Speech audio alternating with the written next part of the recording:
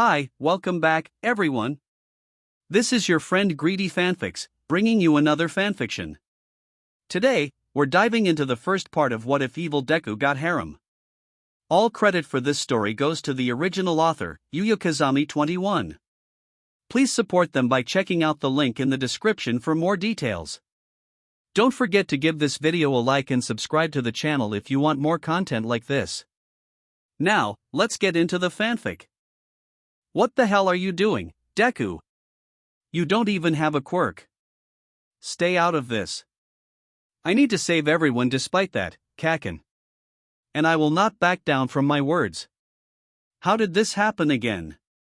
Our protagonist, Izuku Midoriya. Born quirkless but with a heart of gold. He idolizes the pro-hero All Might and wanted to be like him, and to protect everyone else around him. But can a quirkless person be a hero? Now, Deku is trying to claw out his childhood friend Katsuki Bakugo from a sludge villain who was engulfing him in a trap. However, he failed and was thrown back to the ground. It was then when he looked up into the sky, thinking, am I really useless if I'm quirkless? I need to save Kaken, no matter what. It was then when a bright light obscures the entire area, blinding everyone else. Izuku finds himself in a white void, standing in front of a mysterious figure, wearing a green jumpsuit, but Izuku couldn't see his face as the figure is masked. Who are you? The figure didn't reply, but instead he just grabbed his own oddly shaped belt, which has a buckle that looked like a card reader, and puts it off, before handing it over to the confused youth. The figure also handed him over a book filled with cards. What are? Hey, don't go. But the figure disappeared afterward. Izuku looked down at the belt and book the figure gave him, and he puts on the belt. He slings the book on the hip side of the belt, as it then opens by itself and a card flew towards his hand. The card glows, and when the light dissipates, the card displayed the masked figure that Izuku just saw. Instinctively Izuku held the card, and shouted, Henshin! And Izuku inserted the card into the buckle's slot. Transform card, Deku, or robotic voice said from the belt buckle, and Deku is covered in a white light. What was that light just now? Bakugo asked loudly, as the light dissipates. And in front of him is a masked figure clad in a green jumpsuit. Who is that? A new hero? So I just transformed into that hero I saw just earlier. And what did the card say about his name? Deku? Izuku broke out from his trance before he instinctively took another card that flew towards his hand. He inserted the card into the reader. Attack card, one for all.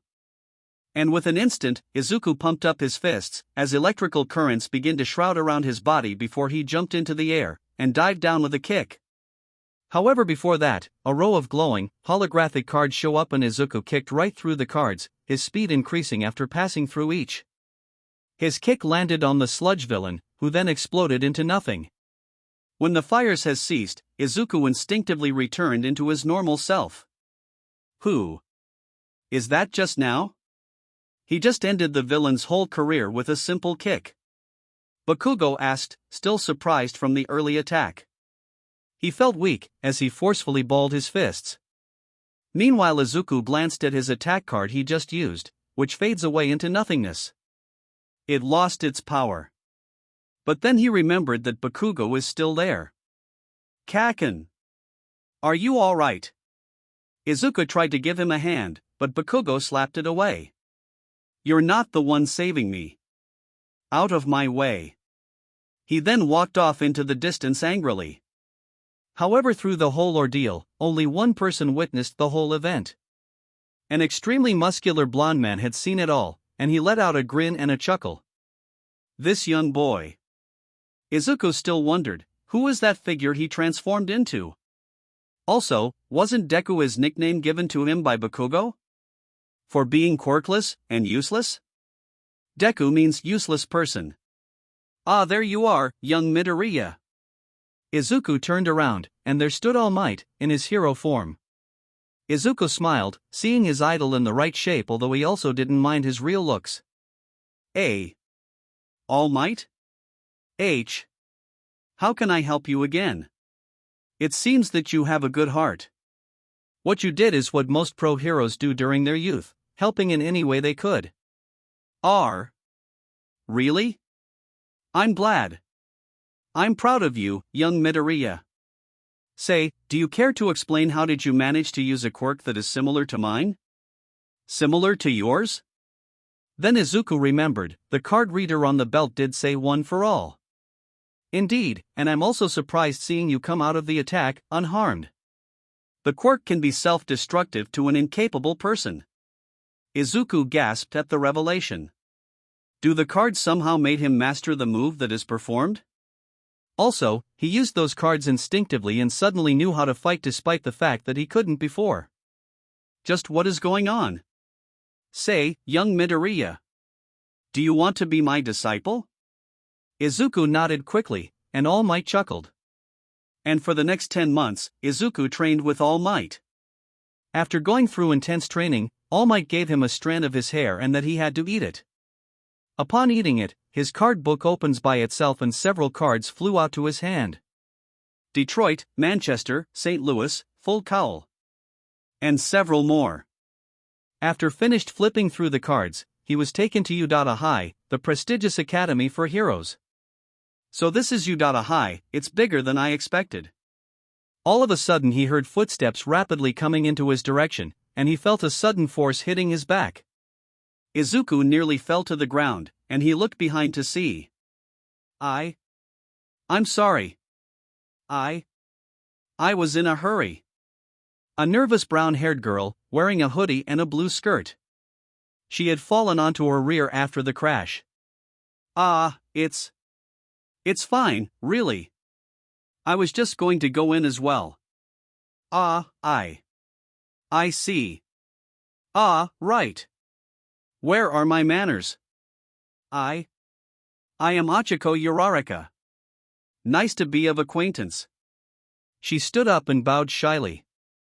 Izuku looked at her bowing down, and he had to admit that she looked even more cuter when she did that. They went in after Izuku introduced himself, and attended the orientation speech, before they were then spotted by a glasses-wearing fellow. Yes. You. The fellow pointed to Izuku, before telling him that he had a bad habit of muttering non-stop, and that he had to reduce it. He offered a handshake, and introduced himself as ᴘᴟ-ᴟᴜ, which Izuku nervously accepted. Later on the entrance exam he had troubles having to use his one for all without his costume. He is afraid that if he used it without the cards, he may break a bone. But then a blonde-haired boy stepped in, and destroyed the bot who was supposed to be Izuku's opponent in a flash. He winked at Izuku before leaving. Izuku then realized that time is running out, and that he had to collect points as soon as possible, but then... Help! He heard the voice coming from his right, to see Uraraka, the girl from before having to fight several robots all by her own. However, the bots were floating on the air, as if there is no gravity. She shouted release. And the bots fell down, but they still moved. One got up early and tries to attack Uraraka, who then covered her face with her arms, fearing the impact. But it never came. Are you all right? Izuku stood in front of her, stopping the bot's entire weight only using his index finger. Midoriya? But why? Because. Izuku was struggling to find an answer. I couldn't let something like this to permanently wipe out your beautiful smile. Uraraka shook, before her face reddens, and so does Izuku as he said that out of nervousness. And then several cards came out. They lightened up, and when the light disappeared, Uraraka's portrait is displayed in each of them. Uraraka, allow me to help you on this one. Izuku took out the card reader-shaped buckle, and put it on the center of his waist. He took his card and inserted it into the reader. Henshin. Transform card Deku. And Izuku transformed into the hero known as Deku, according to the card reader. After transforming, he kicked off the bot, and looked at one of the cards that he just got. Quirk Conquer card ᴜᴚ-ᴜᴜ. Ichiko, this might tickle a bit. Izuku then tapped on Uraraka's back and she glowed in a bright light. She morphed into a small ball of light that went into Izuku, and after doing so, the other cards lightened up, their powers being unlocked. What is this? This is our strength. Izuku didn't know what else should he be answering. Izuku took one card and put it in the reader. Final attack card ᴅᴜᴜᴜᴜ. And the surrounding bots in the distance begins to float 5 feet in top there as if there is no gravity. Izuku then jumped up and inserted another card. Final attack card Deku. And several rows of holographic cards appear, in a trail that connects to all of the bots. Izuku then went to kick them, and a huge explosion rocks the entire practice grounds. Izuku landed back on his feet, as the ball of light came out of his body, and morphed back into ᴅᴜᴜᴜ, who then fell down to the ground, unbalanced. Izuku then undid his transformation, turning back into his normal self, in the training uniform. Midoriya-kun. Why did you help me, again? Ah, that's... Well, as a hero, isn't it their duty to protect everyone, including other heroes? Also, I would like to protect the smiles of the people we protect. This caused ᴅᴜᴜᴜ to blush again, and look away from Izuku. Several other students then went towards the blast zone to see debris of the destroyed bots scattered around. And to Izuku's surprise, Bakugo was there. He just huffed in anger before leaving. Everyone else praised Izuku for saving ᴅᴜᴜᴜ despite the time limit. The next week, when the exam results were given, Izuku finds out that he didn't score any points, but he indeed gained enough rescue points to enroll. Now Izuku was formally a student of ᴜᴚ, one step ahead towards his dreams. Izuku, overjoyed that he finally got accepted into ᴜᴚ, couldn't sleep a wink that night. As a result, in the morning he took several cups of coffee during breakfast before heading off. Along the way he encountered ᴅᴜᴜᴜ, who shyly asked if she could go with him to ᴜᴚ together. Izuku, being the soft-hearted fellow he is, agreed. Along the way ᴅᴜᴜᴜ took glances at the dark green-haired boy, and looked down at his right hand, which is empty-handed. She tries to hold it, but when Izuku turned his gaze towards her she quickly withdrew it. Is there something wrong? And no. I mean... really, no. Izuku sighed, and they both walked towards ᴜᴚ safely. When they arrived at their classroom they already see the entirety of the room voting on who should be class rep. Until the teacher came in. A tired-looking man who looked like he hasn't slept for centuries. Izuku instantly recognized him as Eraserhead, the pro hero. In normal life he is Aizawa Shoyuta. So he is teaching here at ᴜᴚ? Izuku felt his bag pulsating, and when he went over to his seat he opened it, and took out the card book, which is glowing inside. To avoid others looking he opened it after class, while not bringing it out. Aizawa eyed him out, a single drop of sweat falling down from his temple. That boy. Aizawa then pretended to sleep when Izuku looked up at him, and much to his luck he wasn't spotted. Izuku looked inside the card book to see that lots of quirks have been acquired, much to his surprise, except for some. There are still blurred cards, and Izuku took one before reading what card it's supposed to be. Creation. Hey, what are you looking inside? Asked a black-haired girl who tied her hair into a ponytail. It's nothing. You are Midoriya Izuku, aren't you? Yes I am, and you are. I am Yaoyorozu Momo, my quirk is creation. Nice to be of acquaintance, Midoriya. So you came here because... Yes, you mentioned my quirk name despite you not knowing who I am, do you? Well, I do know that this quirk belongs to a powerful hero family. You're lucky to inherit it. Well, yes indeed. Izuku noticed that Momo looked sad when replying, and before he asked what is going on, Aizawa instructed everyone to go to the training field. Izuku left his card book and buckle inside his desk, and left the classroom. But he didn't notice that Momo was still there, waiting for Izuku to leave. She took the book and buckle before inspecting them. Her eyes widened in surprise upon seeing the contents of the book. At the training field, the students would be given vigorous tests which all the students tried their best to pass using their quirks. Izuku placed 20th in the process, which is the lowest. It's all because of a certain sleepy-eyed fellow erasing his one for all during most of the tests. Izuku feared being expelled because of failure, but it turns out that Daddy Izawa is lying the whole time. During Izuku's trip home, Izuku realized that his bag is a little lighter, and he checked it to see that the book and buckle is gone. What? Where? Looking for these? Izuku looked at the source of the voice. It belonged to Momo. You have some great gadgets, Midoriya.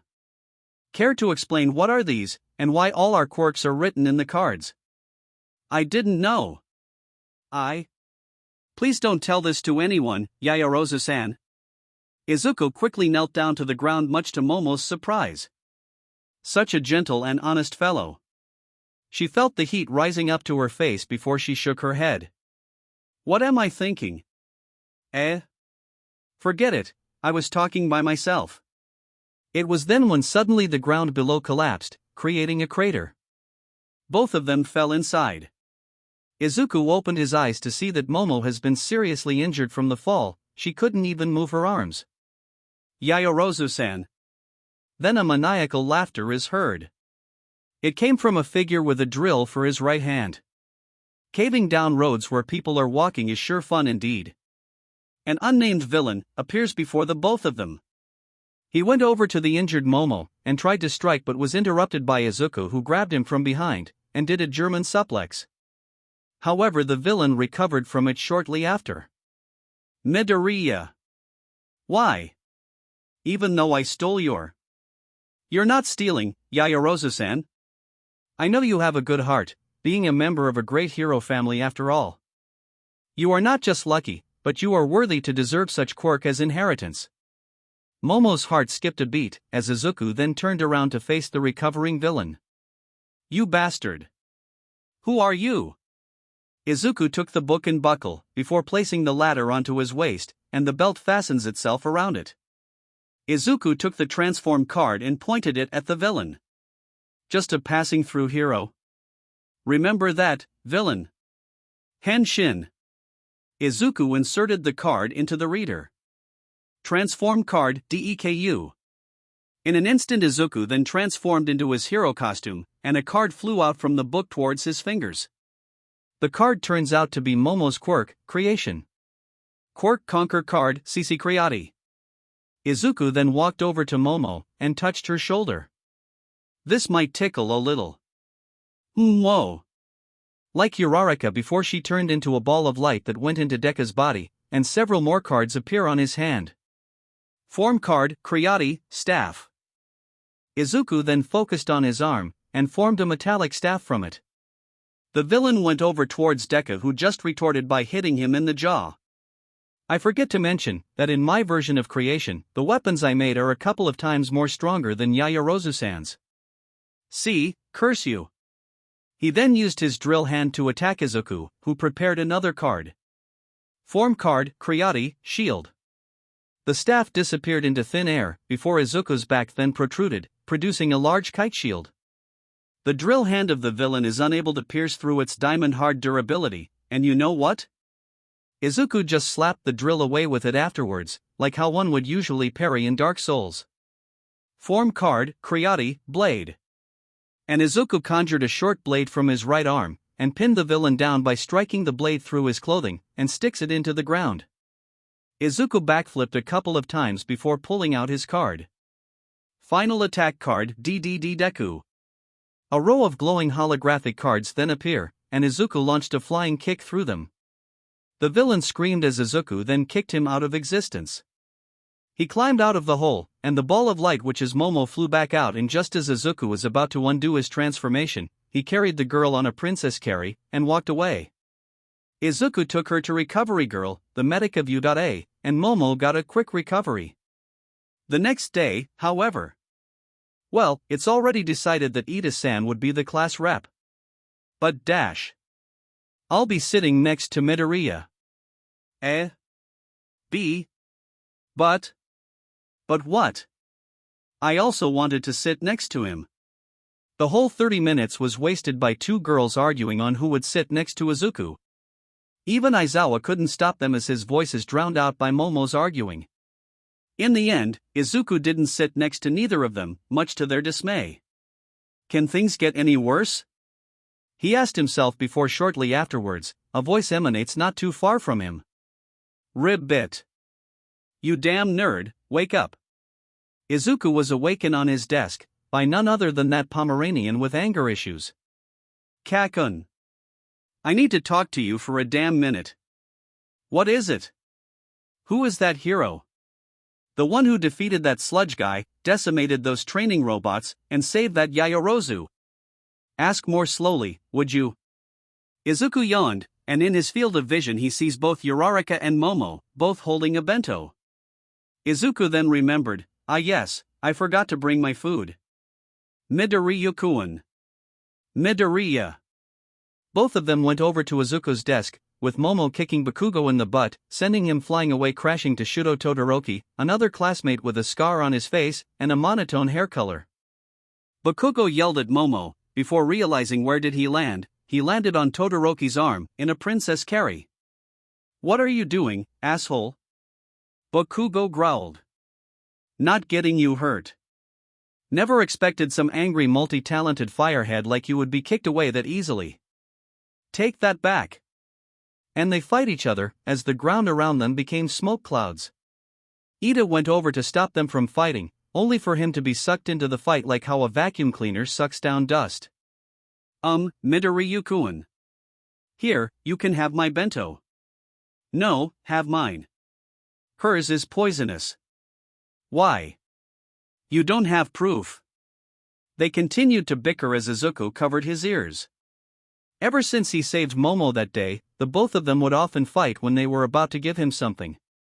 Now Izuku didn't know whether if he is hungry or having a headache. In the end he picked ᴅᴜᴜ's bento, much to Momo's dismay. Later that day, Izuku trains by himself at the field, practicing his combos until he felt thirsty from the heat of the sun. Looking for this, ribbit? Izuku turned around to see a black-haired girl with odd features, and she just croaked like a frog? Ah, thank you, Azui-san. This girl is Tsuyu Azui. Her quirk allows her to have abilities akin to that of a frog. Whether if it's jumping, swimming, or even lengthening her own tongue. The both of them sat down beneath a tree, as Izuku gulped down his water bottle in an instant. I thought I was gonna die, I've underestimated today's heat. You shouldn't be overexerting yourself, ribbit. Thanks again, but I had to do this, it's in order for me to reduce the chance of being injured from using my quirk. And may I see your quirk? Of course, Azui-san. Which one, though? The one you used that time, when that giant practice robot is trashed, ribbit. Izuku shook. He couldn't let Tsuyu know yet, could he? Promise me, don't tell this to anyone, especially Kaken, alright? Izuku took his buckle from his sports bag, and puts it on his waist, and it fastens itself. The card book opens, and a card flies out. Henshin. Transform card, Deku. And Izuku transformed into his costume, in front of Tsuyu, who eyed him with awe. Alright, the one I used that day. Final attack card, ᴅᴜᴜᴜ. A random poorly rooted tree was then lifted as the gravity went to 0, and Izuku inserted the other card. Final attack card, Deku. And Izuku kicked the tree, making it burn as it soars out through the sky, making it look like a meteorite. It explodes in the middle of the air, and it was seen by Bakugo. Did he appear again? Back at where Izuku is, Tsuyu applauded at the quirk she saw. Amazing. But wasn't the first quirk you used was Ochako's? It is. I don't know how, but this card book, it has all the quirks belonging to the male students, but for some reason I still don't have the girls' quirks. The ones I got were Uriaraka's just now, and recently I got Yaoyorozu-san's quirk here. Izuku explained, showing the cards to Tsuyu. With that book and belt you can be a pro hero in a second, ribbit. But where did you get them? A person, wearing the costume that you saw just now, gave them to me. He didn't speak much, but he just gave them and left. But I can swear that he looked familiar. I see. Then you are miles better from me. What? Don't get yourself down, Azui-san. I mean, you have an interesting quirk, just like how frogs can be. You do? Tsuyu perked up. I mean, even me who was born quirkless finds many things interesting. Tsuyu's heart then warms itself, as she then looked down. It was then when several cards flew out, and Izuku sees that cards that displayed Tsuyu and her abilities glowed, and they gained her powers. What happened? Izuku then showed her the cards, and she raised a brow. But, what does this mean? I don't know. I mean, every time I gain these cards the powers they represent, the original quirk owners then suddenly became close to me. Like Ochako and Yamomo? Well, yes. Wait, Yamomo? That's what us girls called her, Ribbit. And to be frank, Midoriya, I think I may also be attracted to you. And in the distance, a certain grape-headed midget hears it all. This is Minoru Mineta. Like I said, he is a midget, and he is a pervert with dirty thoughts that are easy to read. And there he goes again, he scored another gal. I wonder when am I gonna score mine? Mineta then became even more angrier as he sees Tsuyu wrapping her long tongue around Izuku's body, pulling him in for a hug before releasing the tongue. He became so angry that he then punched the closest thing next to him, and much to his dismay. GRRKKK. It was Bakugo's balls that he punched just now. Oh. You'll pay for this, you grape-headed son of a bitch. A loud scream was then heard, as Izuku and Tsuyu then went back to class safely. But they didn't notice the flying pile of the ᴜᴚ school uniform following them from behind, apparently also witnessing everything that happened, even the ones before Tsuyu's hug. Izuku was walking his way towards the ᴜᴚ classroom as he forgot to take his card book, which he left inside his desk for the second time. He took the book, and looked around twice as he felt a pair of eyes watching him. He shrugged it off and walked away, not noticing the floating clothes behind him opening the supply closet quietly. So that book is where his quirks are. The pile of clothes followed him around, as Izuku then felt like being followed after a minute passed. And when he turned around, he was surprised to see them. Eha! Jaya-iya! Both of them screamed at the same time, out of surprise. Oh, it's just you, Hagakure. Izuku said, holding his chest, heart still beating from the surprise. This invisible figure is named Toru Hagakure, one of Izuku's classmates in 1A. It's nothing, really. I just wanted to talk. Talk? About what? The hero that defeated the sludge villain, one of the practice bots, and that drill villain who attacked Yamomo, was it you? I don't know what you're talking about. I witnessed everything, Midoriya. Being stealthy is my forte. It looks like that I won't be able to lie. Oh. Okay, I am that hero, what of it? Then Toru went over to attack Izuku, however he stepped out of the way making her trip and fall, but Izuku grabbed her before she reaches the floor flatlined. Why? Are you helping me? Well, I think I should ask you, what are you just trying to do? It's complicated. Well, maybe we indeed need to talk so that I know why are you trying to attack. They went out of the school grounds together, and went to a cafe. Toru sat down on her chair, and began. So, about earlier. What about earlier? I just had a crazy dream last night. I see heroes, our classmates, and other students of ᴜᴚ, teaming up with villains to try defeating one mysterious figure. And? That figure is that masked one, the one you transformed into. He's a devil. A devil? I mean, he does beat up villains, but in a brutal way that it went against the administration rules. As a result, he was targeted. That belt. Why did he give it to me? And what happened in the end of the dream? All of us, heroes and villains alike, are killed. Izuku's heart sank at the revelation. The belt he was given was used to bring an end to heroes and villains? I'm just afraid you might end up being like him, or dead or worse. A concerned muttering left Toru's invisible lips. Well, it's just a dream, right? Well, don't fret about it. Even if it is about the future, I can still change it by my actions here at present. What makes you think that, Midoriya? Because I believe I can. And I would save everyone, protect every one of their smiles. Izuku's determination made Toru's heart skip a beat, before Izuku's card book pulsated inside his bag. Izuku opened it, and several cards flew out.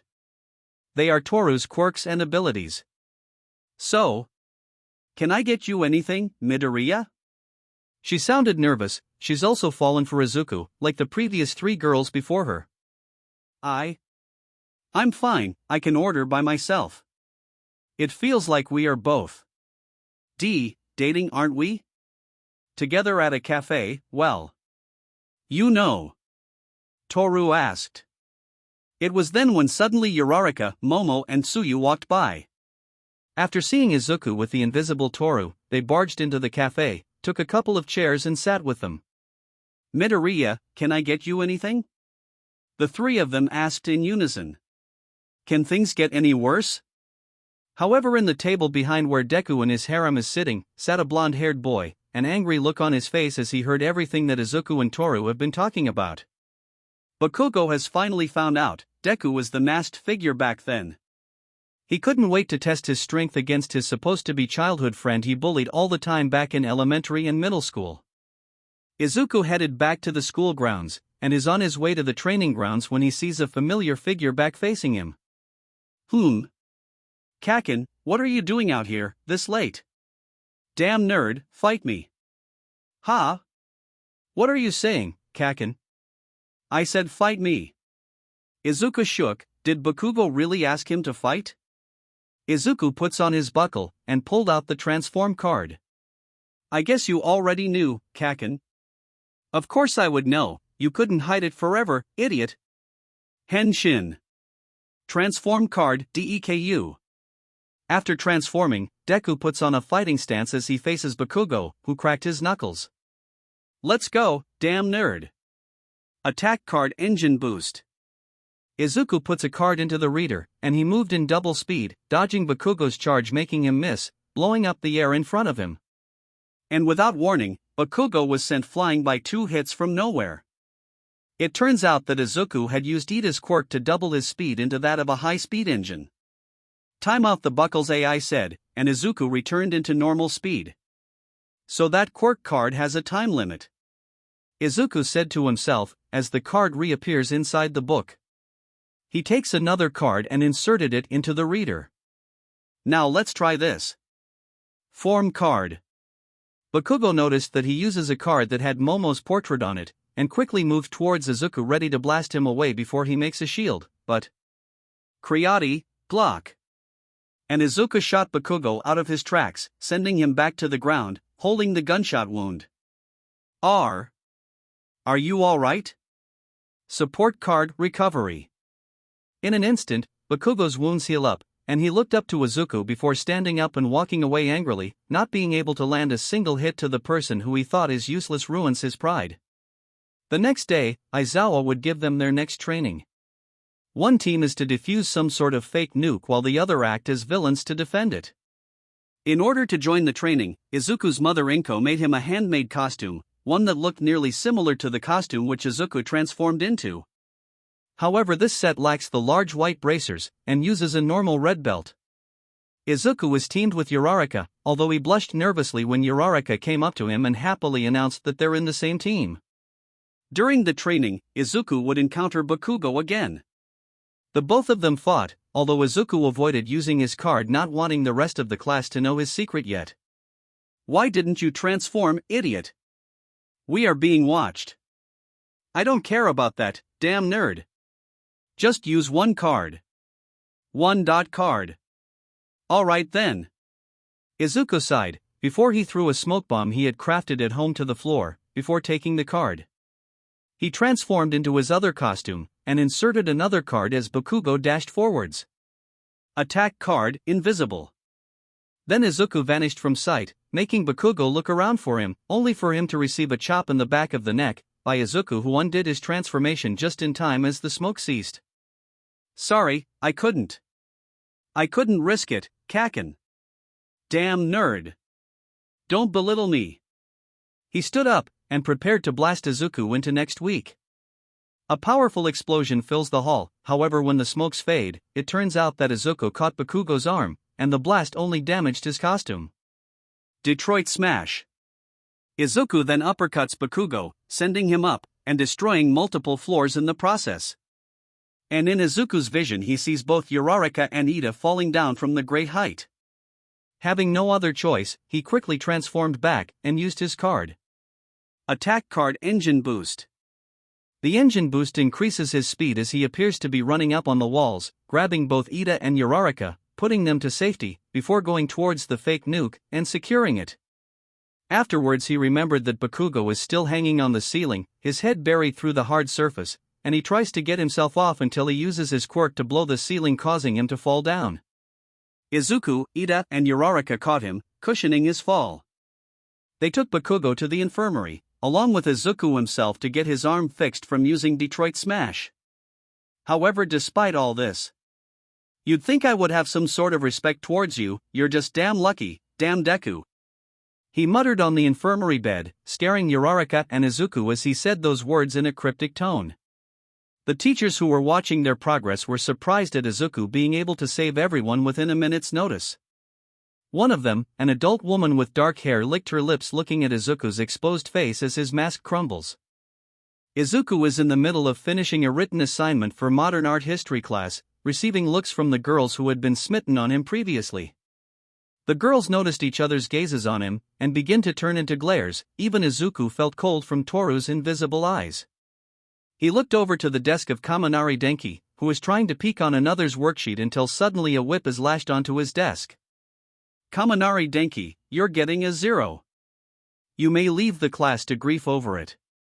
The voice and the whip belonged to Namiri Kayama, the modern art history teacher in ᴜᴜ, and Izuku knew her as the pro hero Midnight, better known for her title as AR-18 hero for her sadism and outfit. Kaminari tried to make a reason, but Midnight just gave him an icy glare, causing him to run out. His fake crying can be heard throughout the hallways. Izuku continued to finish his worksheet, as he noticed that one more person other than the girls who had fallen for him has laid their eyes on him. From his peripheral vision, he could see Midnight staring at him intently. Is she concerned that Izuku might cheat it out like Kaminari? Heck, no. He came here to ᴜᴜ to be a hero, even if he had to study hard for it as well. Midoriya Izuku. You shall remain in the classroom after the class ends. For a moment. It was at this moment when the girls broke their sights from Izuku, and turned towards the R-18 hero. Ah, great. I know this is going to happen. Watch over me, All Might.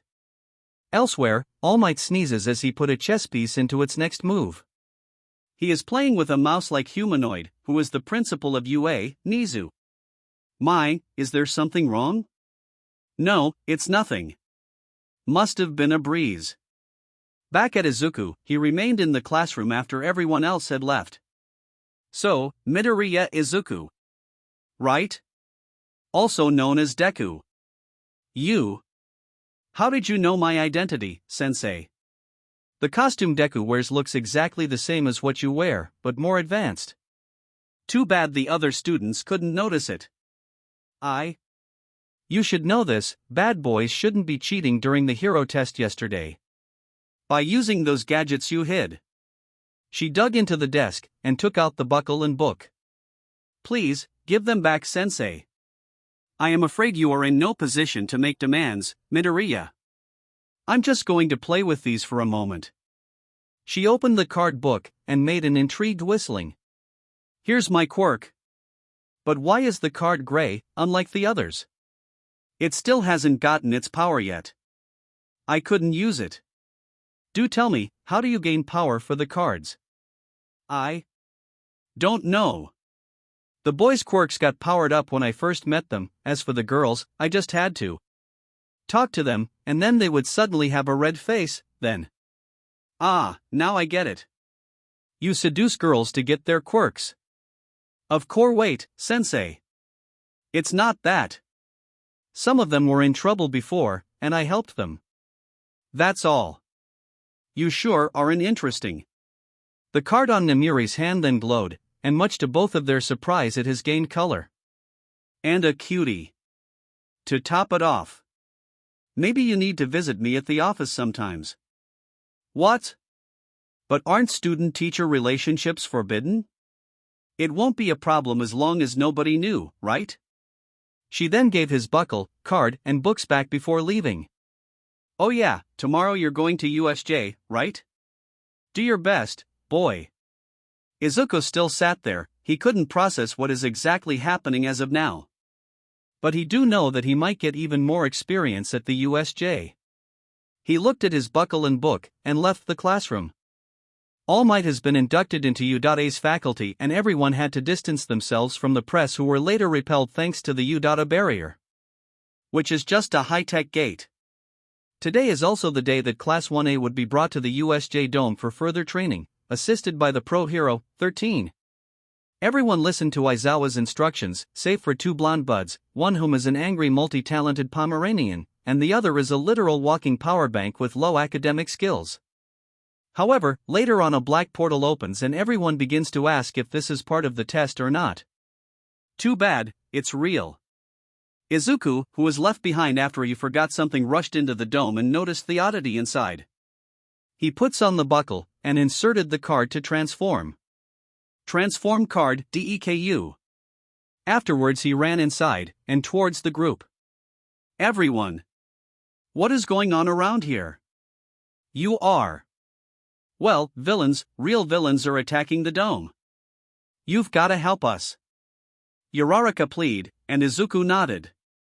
The villains in front of them then noticed Izuku's presence, and they backed off as if they fear him. ᴜᴚ. That's the devil. One of the villains shouted. Him, a devil? Ochako questioned as she looked over at Deku. That's what Hagakure called me when she confronted me as well. Ochako, did you have a crazy dream, by any chance? ᴜᴚ begins to back off, and Deku nodded. I'll take that as a yes, then.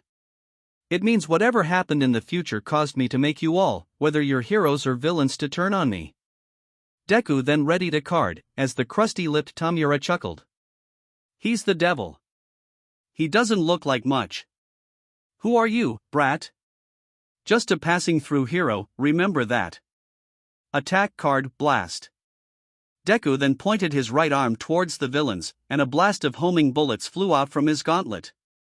However, they were all stopped as one of the villains conjured a black mist. When Deku realizes it, he finds himself being submerged into a body of deep water. This is the flood zone, Deku said through his mask, as it seems to have a rebreather of its own. He then noticed a shark-like figure swimming towards him, and in the last second he felt a long tongue had wrapped itself around him. He was then pulled out of the water and was thrown onto a ship, and he looked at his savior. Ah, thank you, Azui.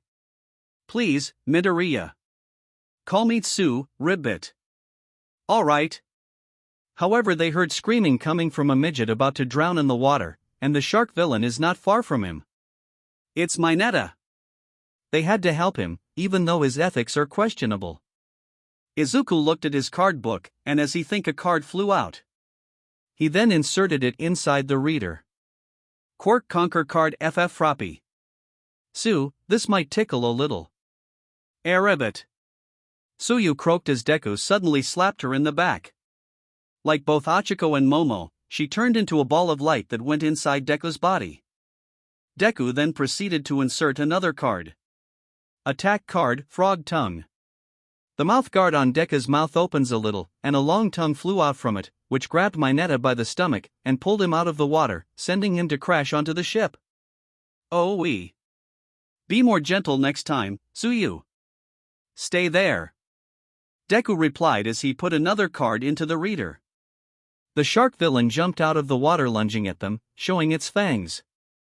Final attack card ⴅᴜᴜ. Deku then jumped onto the air as high as he can but not crashing onto the ceiling, and in midair, he did one front flip to execute a kick. The kick went down in a nosedive speed which hits the villain in the cheeks, breaking all of his fangs in one hit. Now you won't bite anyone with a mouth like that. Attack card, bind. This time, a few lasers begin to appear and circle themselves around the villain, before he then vanished slowly. He would later show up at a prison, all bound up. Back at the USJ, Deku released Tsuyu from his body as the latter then returned from being a ball of light into her own body. Whoa, now that felt amazing, Ribbit. What's amazing? Ah, don't tell me you both. Then, a long tongue slapped Minato in the cheek, knocking him out. Let's just get him to safety before he wakes up. What about you, Ribbit? I'll help the others, now go. A card flies out from the book and it begins to power up. Izuku inserted the card into the reader. Attack card ⴅᴇ. The same black mist which was made by the villain from before then appears from Deku's gauntlets as he shot them, and Deku went inside it. Beyond the gate are Kaminari, Momo and a girl with earphone jacks defending themselves at the mountain zone. Where did he come from? Sorry, had to go fishing to get here. Deku then turned his gaze at the villains surrounding them. As for all of you, let me play with you now. Attack card electrical stream. Yaoyorozu, cover yourselves. This might tingle a little. Momo nodded, and conjured a large sheet to cover herself, the earphone girl and Kaminari. Deku begins to levitate from his position, as a huge stream of electric currents float out of his body, electrocuting everything in the vicinity. Isn't that my quirk? Just who is this guy? No doubt, he's the devil I saw dash. Momo then shut the girl up, with her index finger giving a gaze that says he's no devil. But Momo. If it's about that dream, Jairu, forget about it. Jairu nodded nervously as she continued to gaze at Deku with full of resentment. Well, that's it for this zone. Attack card ⴅᴇ. Deku then went into the black mist he created from his gauntlets, and he finds himself near the exit where he sees 13 battling the villain whose ⴅᴇ quirk Deku stole. This is Kurogyri. Kurogyri caused 13's black hole to backfire on herself. Before she even knew what happened, she finds herself beside Deku. How am I? And on her last place was Kurogyri about to be turned into dust. Damn the devil.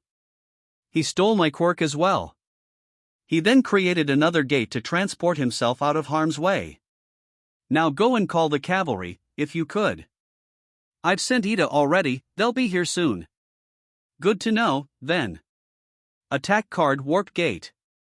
Deku prepares to walk into the mist he created, but was stopped by 13. Wait. Who are you, exactly? Quirk ruler, Deku. In an instant, Deku was then transported to the central plaza where he sees Aizawa struggling on the ground against an odd-looking villain, and Tamura himself. Is that him, the devil? It is him. Do whatever you want, Nomu, so you can avoid facing both him and All Might simultaneously. Attack card Detroit Smash. Deku dashed over to the being named Nomu, and punched him in the gut only for the attack to be absorbed.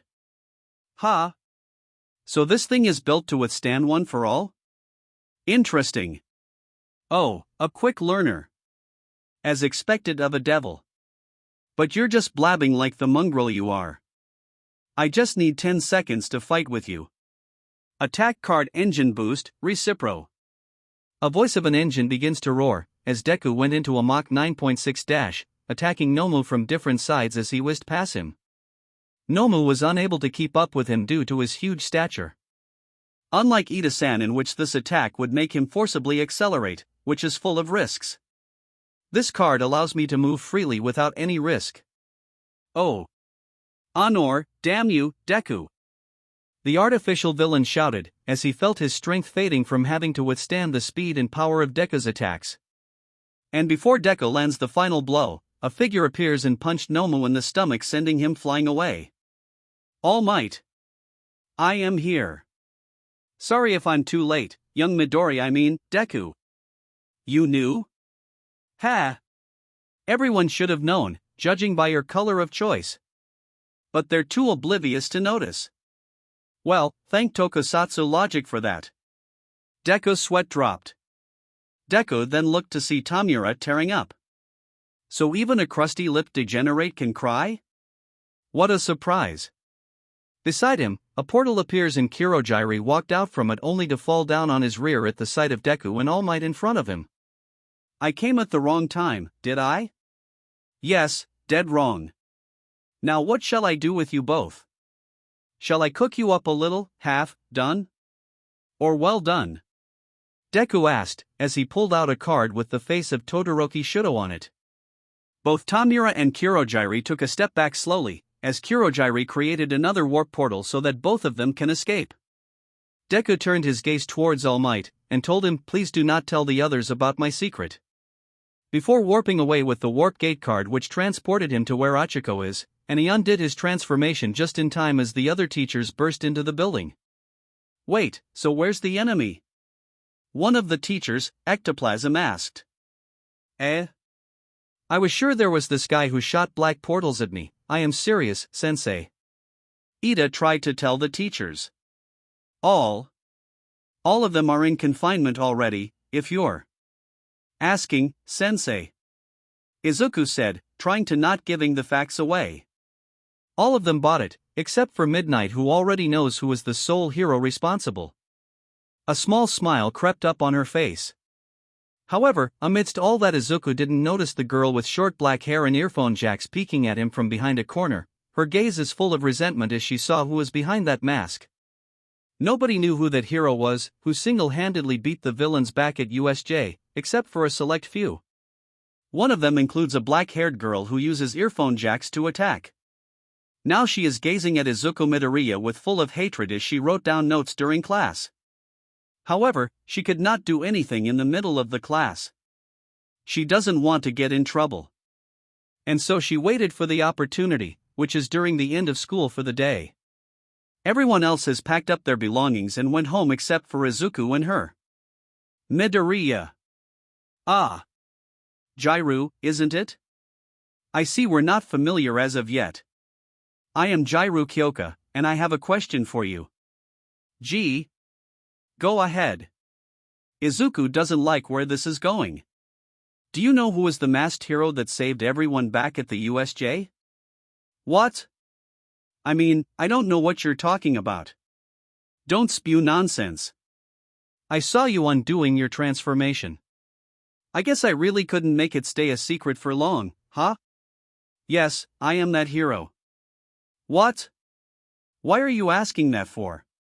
Gyru's earphone jacks then lengthens itself and pierced through the floor. In an instant, Izuku hears an extremely loud banging, so loud that he had to cover his ears. A sound amplifying quirk. I will end you, right here and now. Nobody is here to witness it. I shall save everyone.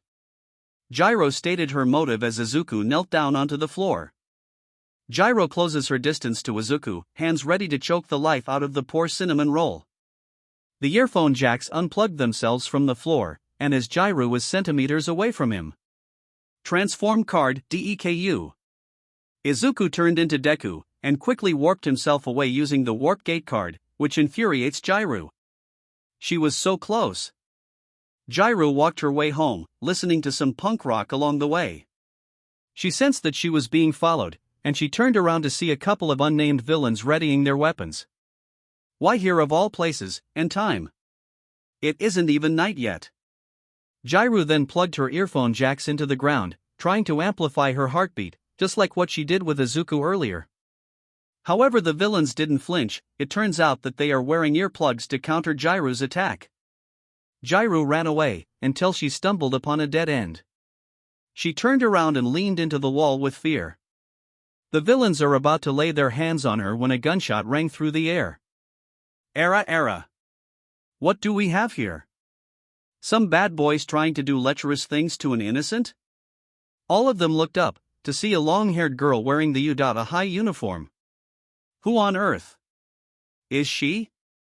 Gyro asked as she never saw this girl before. If you want to have fun with someone, let ᴜᴚ-chan teach you a lesson. She inserted 2 cards into her gun, which had a driver attached onto the barrel. Summon card Tamura, summon card Deku. She then pulled the trigger as 2 silhouettes later were shot from the gun, and they materialize on the ground in front of the other villains. Gyro widened her eyes upon seeing Tamura. She remembered him during USJ. What is he doing with this girl? The unnamed villains tried to strike them, but they were no match for these 2 high-ranked villains. Return cards. The villains then turned back into cards and flew towards the girl. She jumped down from the roof and offered Gyro a hand. Got you, ᴅᴇʟᴜᴜ. How do you know my name? Long story. Now you should head home. Good girls don't stay outside until it's late, she said, smirking menacingly. Right. But who are you again? Ģiroū looked to her side, and when she returned her sights to ask the girl, she disappeared. That was quick. But now Ģiroū had more questions. Who is that ᴡᴇ'ᴟ she just saw? And why does she look like Midoriya? She looks like him, I wonder why. Meanwhile, Izuku warped in front of his home and opened the door. I'm home. Ah, Ai-chan. You're early. Yes, Mom. The trains are early as well. He couldn't tell his mother yet as well. But he still couldn't get over the fact that Ģiroū knew about his secret. He doesn't remember seeing her when he undid his transformation back then. Maybe tomorrow, he can explain to the black-haired girl. It has been announced that there will be a sports festival in ᴜᴚ, and that the entire class needs to participate in the event. Izuku peeked around a corner, making sure that Ģiroū isn't waiting for him. Luckily she isn't, and he went inside the classroom safely where he sees Ģiroū talking with the other girls in class. Is it true? A girl who looks similar to Midoriya. The pink-skinned Nina Ashido asked. Yes. When I ask who she is, she just vanished like how those ghosts do in the movies. They continue to bicker until Izuku joined in on the chat.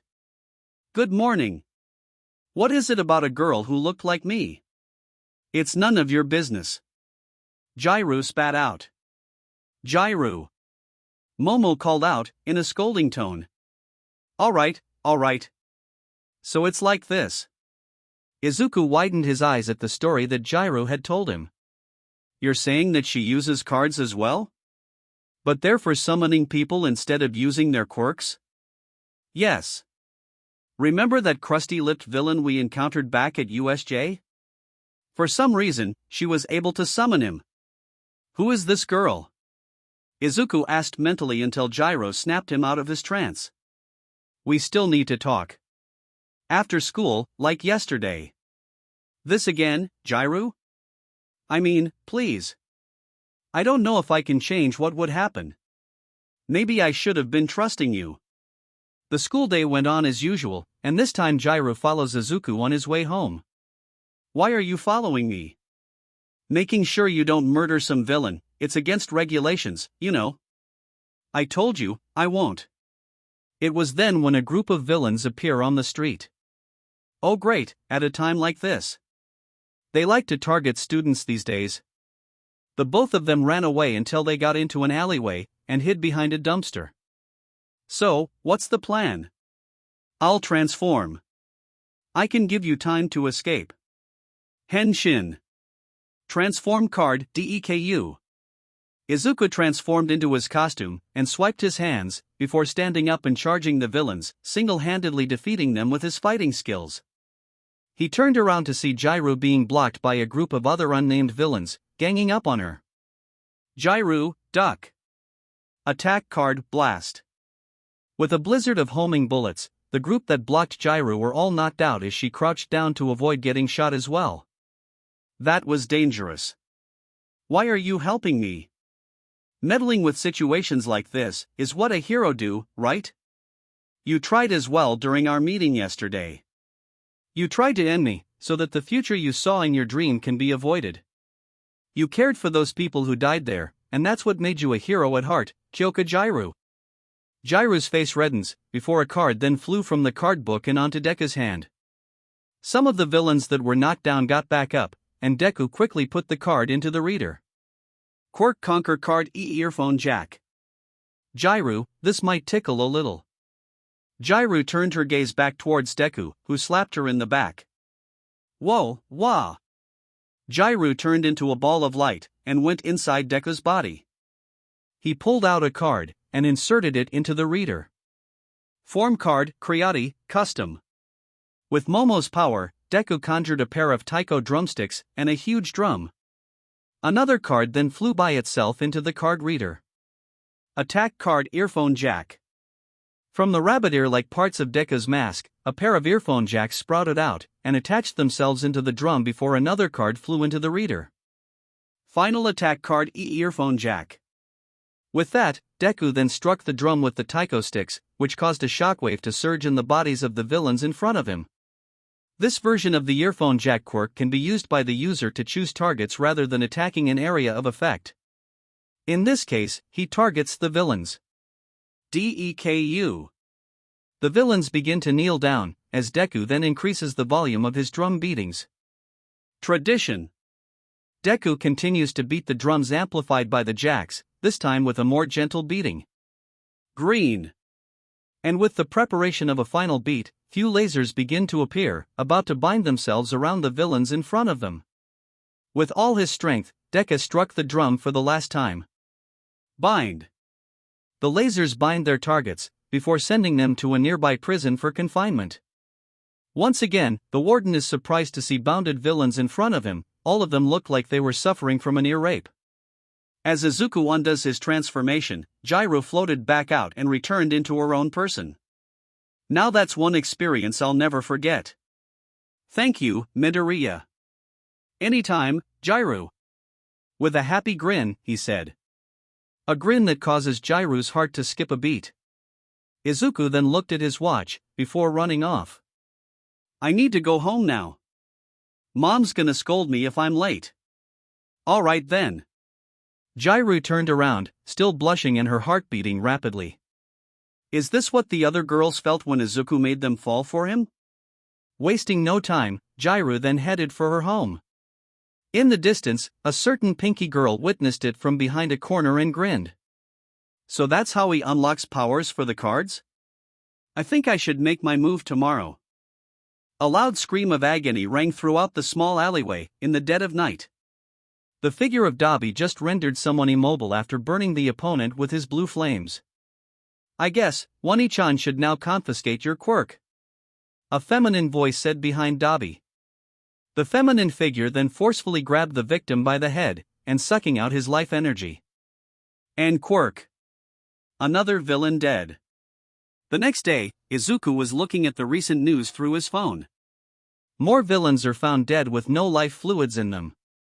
What on earth is going on here? Not just that, it was reported that they had their quirks forcibly stolen. Yo, Midoriya, a cheerful voice chirped. Izuku then felt a little weight on his shoulders. It is Mina Ashido, one of his classmates. What are you reading? Oh, it's nothing. Ah, another villain murdered? Too late, she already saw the headlines before Izuku shut off his phone. I've been wondering as well, Ashido-san. Who caused this? I mean, I know that Tamura, the villain we saw back then, once touched someone's skin, and they disintegrate into dust. But this is just crossing the line. Well, whether the murderer is either a villain, vigilante, or even a hero, I don't mind. At least the street's a bit safer. But this is just scaring the others. Even Kaken over there is shaking a bit. Izuku pointed to Bakugo, whose trembling can be obviously seen. I'm not afraid of some murderer, I'm not. Behind him is a red-haired boy. His name is Ijiro Kirishima, whose quirk is to harden his body. He had a wide grin, and whispered in Bakugo's ear. Ah, I've come to suck out your fluids. And he was met with an explosive blast which sends him flying back to his seat, and he fell unconscious, although if one sees from afar it looked like he's asleep on class. Forget about Bakugo. I mean, you know what I mean. She begins to stroke Izuku by the chin. Wait, what? I know your secret as well. Like the other girls before me. I want to experience what it felt like being inside your body. Alright, now if we're speaking out of context, people will misunderstand. Izuku gently pushed Mina away, which she responded with a pouty face. A light bulb then appears on top of Mina's head, and she makes a rather creepy grin. Now that's a rape face if I ever see one. Mineta thought, gazing at the two from the door. He was just on his way back from the restroom doing whatever he does. Midoriya, can you walk me home after school? So it isn't rape after all. Damn pimp, now the whole class's gals are onto him. Mina's face then distorted as his eyes widened at the shocking truth. Because Mina is the last person in the classroom who hasn't truly fallen for Izuku like the others. Yet. Mina is a matchmaker, and she knows a good pairing when she sees one. However, after knowing that Izuku scored all the other girls in the classroom, she begins to think, which pairing is going to be the best? This dilemma caused her to miss much more of the lessons during study session. And finally, after school, Izuku really walked her home. Midoriya. Yes, Ashido-san? You know. I'm just confused here. You scored a lot. I'm beginning to wonder if I should work hard like you or just give up? Mina asked, her lying is completely bought by the boy next to her. What are you talking about? You shouldn't give up. No matter what studies there are, you should be able to accept all of them and study hard. Remember, an educated hero is also better, at the same level as those who would save anyone anytime. Mina shook a bit, before she looked away, feeling heat rushing up to her face. No.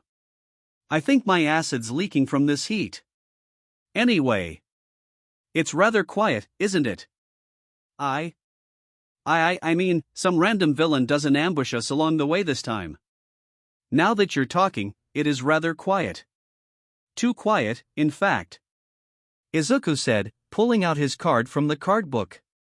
Henshin. What are you doing? Transform card Deku. Get down. In an instant, Mina then ducked down, as a fist flew towards Izuku, who was transforming into Deku. He blocked the fist with only his index finger. It's a metallizing quirk? You're rather creative using it to cover your arms with these metals, strong as steel. The enemy is no other than the random villain that got murdered the night before. He somehow came back to life just to get to Izuku? Izuku then knocked him back using a kick to his torso.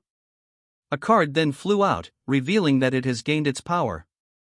Quirk Conquer card, PP Pinky. Ashido-san. You want to experience it, right?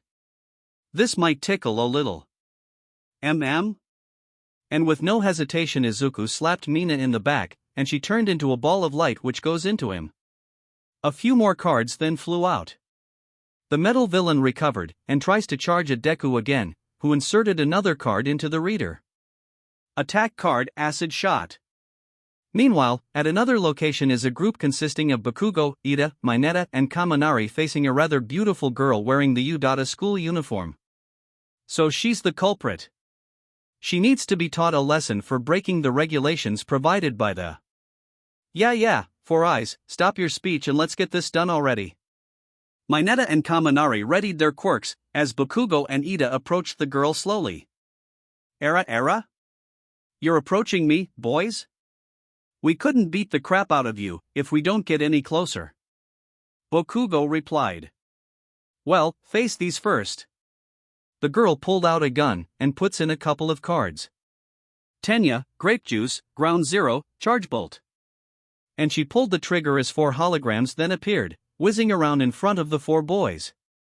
When they stopped, the boys were shocked. She summoned clones of themselves, in their hero costumes.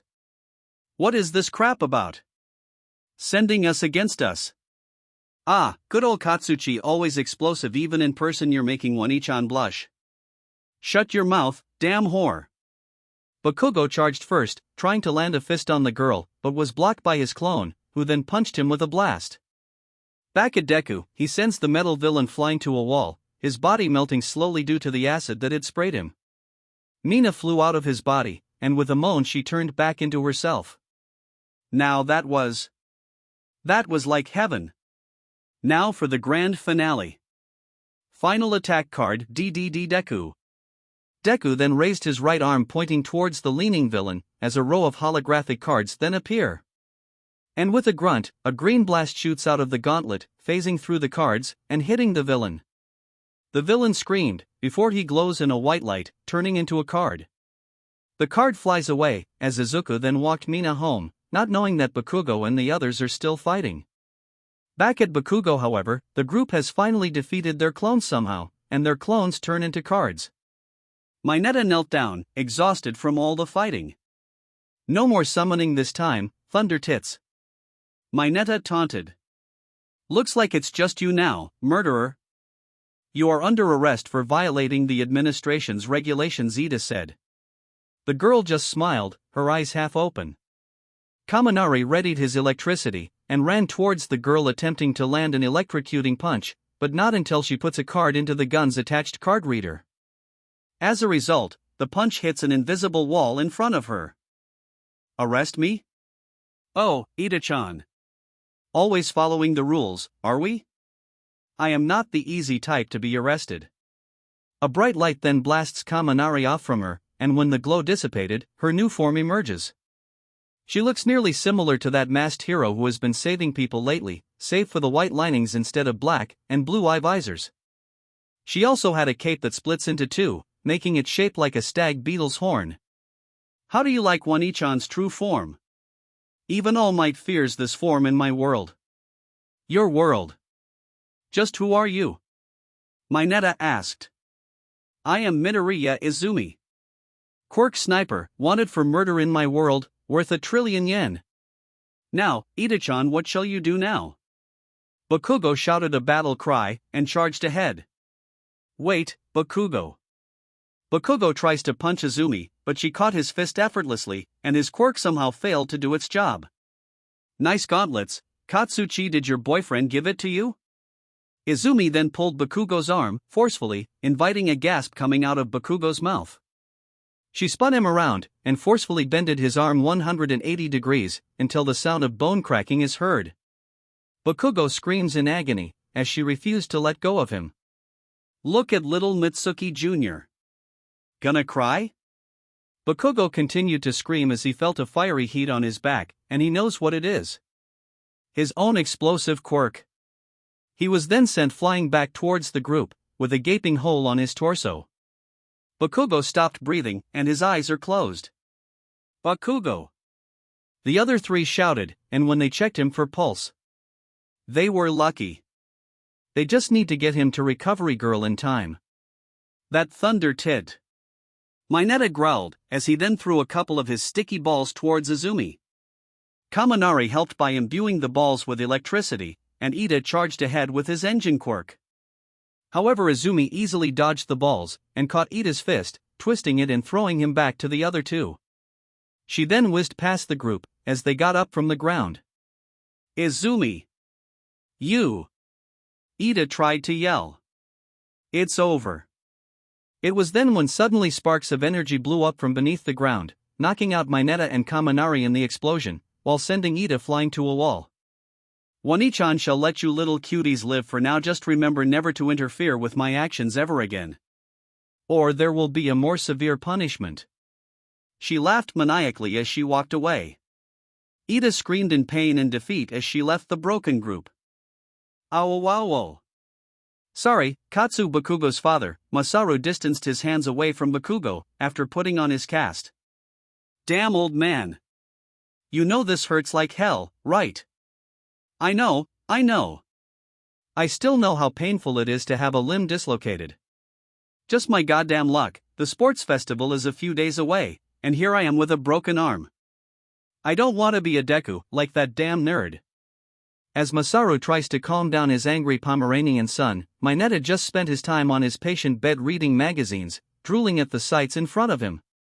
Both Ida and Kaminari were already healed early, and were in the classroom at UA. Ida had to tell the others that Bakugo and Minato won't be able to attend the festival because of their injuries. Recovery Girl, who had to go due to the emergency, had already healed that gaping hole on Bakugo's body, but he insisted that his arm would heal up on its own until he realized that the festival is a few days away.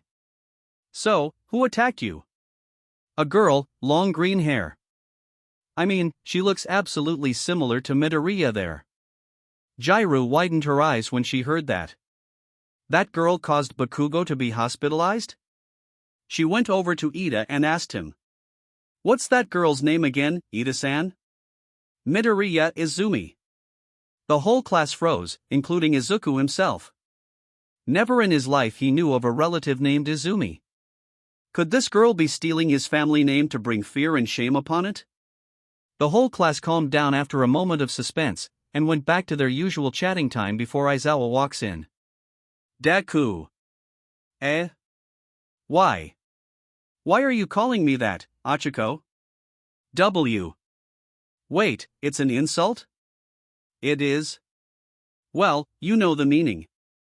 But I think that name can have a meaning. A good one. Really? Yes, it does. And then a voice called out to Izuku, and he turned to see Mina skipping towards him. Can you teach me some of this? She then handed Izuku her notebook. Some math problems that she couldn't answer. But then, another hand took it away, and after the figure finished writing, they gave it back to Mina, who made an annoyed grin. You shouldn't weigh him down with problems like this, Ashido. And there they go again, this time the whole girls in the classroom are bickering over Izuku. He begins to think if making them fall for him is a bad idea after all. This became a daily occurrence, until the sports festival finally begins a few days later. Firstly, he met with an eccentric girl who was a genius in craftsmanship.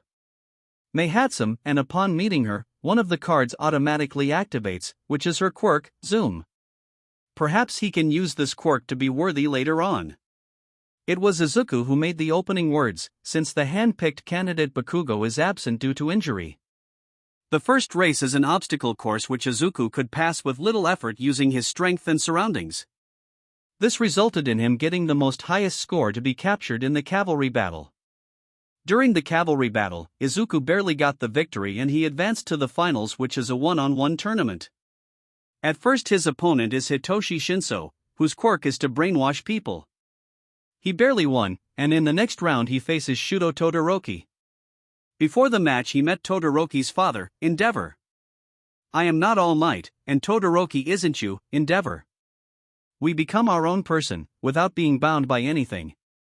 You're just a young man, like my son. Just who do you think you are? Just a passing through hero, remember that. Endeavor raised one of his fiery eyebrows, before walking off. During the fight with Shudo, Izuku noticed that Shudo didn't use his fire quirk, only his ice half. He began to remember his encounter with Endeavor, and convinced Shudo to use the fire. And the real battle begins, with Shudo barely winning. He then went on to face Tokoyami in the finals, and he won as well by sending Tokoyami off the ring. Bakugo watched the entire thing in the spectator's seat, but what triggered him is that Izuku never transformed. Why is that nerd? Ah, I am just as surprised as you are, Katsuchi. Bakugo widened his eyes, and turned his gaze to the person next to him. It's none other than Izumi. What are you doing here? Can't a girl watch her twin brother competing in a festival? How rude, Katsuchi. Twin brother? Just who on earth are you? Promise me you won't be surprised? Good. Now ᴂᴟ-chan shall tell you her story. Fine.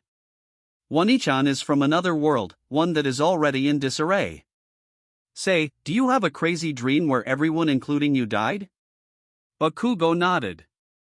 That's what happened in that world, and ᴂᴟ-chan had to kill that world's Izuku as a result, which is not easy at all. Bakugo begins to feel intrigued, and let her tell more. I had to train. I stole the quirks from the remaining people who had them, and most who were still conscious after that massacre. Luckily some of the high-ranking villains were still moving, so ᴂᴟ-chan had to ease them of their suffering, stealing their quirks and turning them into mummies, just like what happened in the news a few days ago. And ᴂᴟ-chan is afraid. You were one of them, Katsuchi. Bitch. So you killed me. Getting my arm nearly torn off is alright, but killing me. What happened to the law at your world? It's apocalyptic. No heroes, the police force wiped out, and all of the world became a planet of chaos. Where are you going with this? And don't tell me. Of course, I met the students at the obstacle course. I was posing as a janitor back then, and I had the complete chance to touch their bodies, and gain their powers here. Bakugo widened his eyes as she pulled out a set of cards. It's the students in their hero costumes, and he feared of what will she use them for after what she did in their first encounter. Oh, and Katsuchi. Make sure Izuku survive, alright? Stay close to him more often, and if he didn't make it, ᴂᴟ-chan will find you. Izumi stood up, and walked away. Where are you going? Hunting, Katsuchi. Getting bored is the worst thing that could happen to me.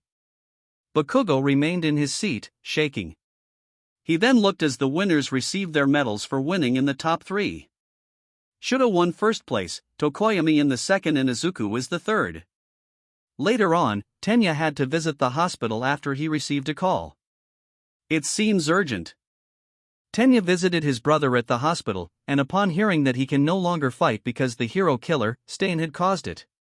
He doesn't notice the busty long-haired figure overhearing their conversation, and she smirked. She has finally found a suitable target to be hunted.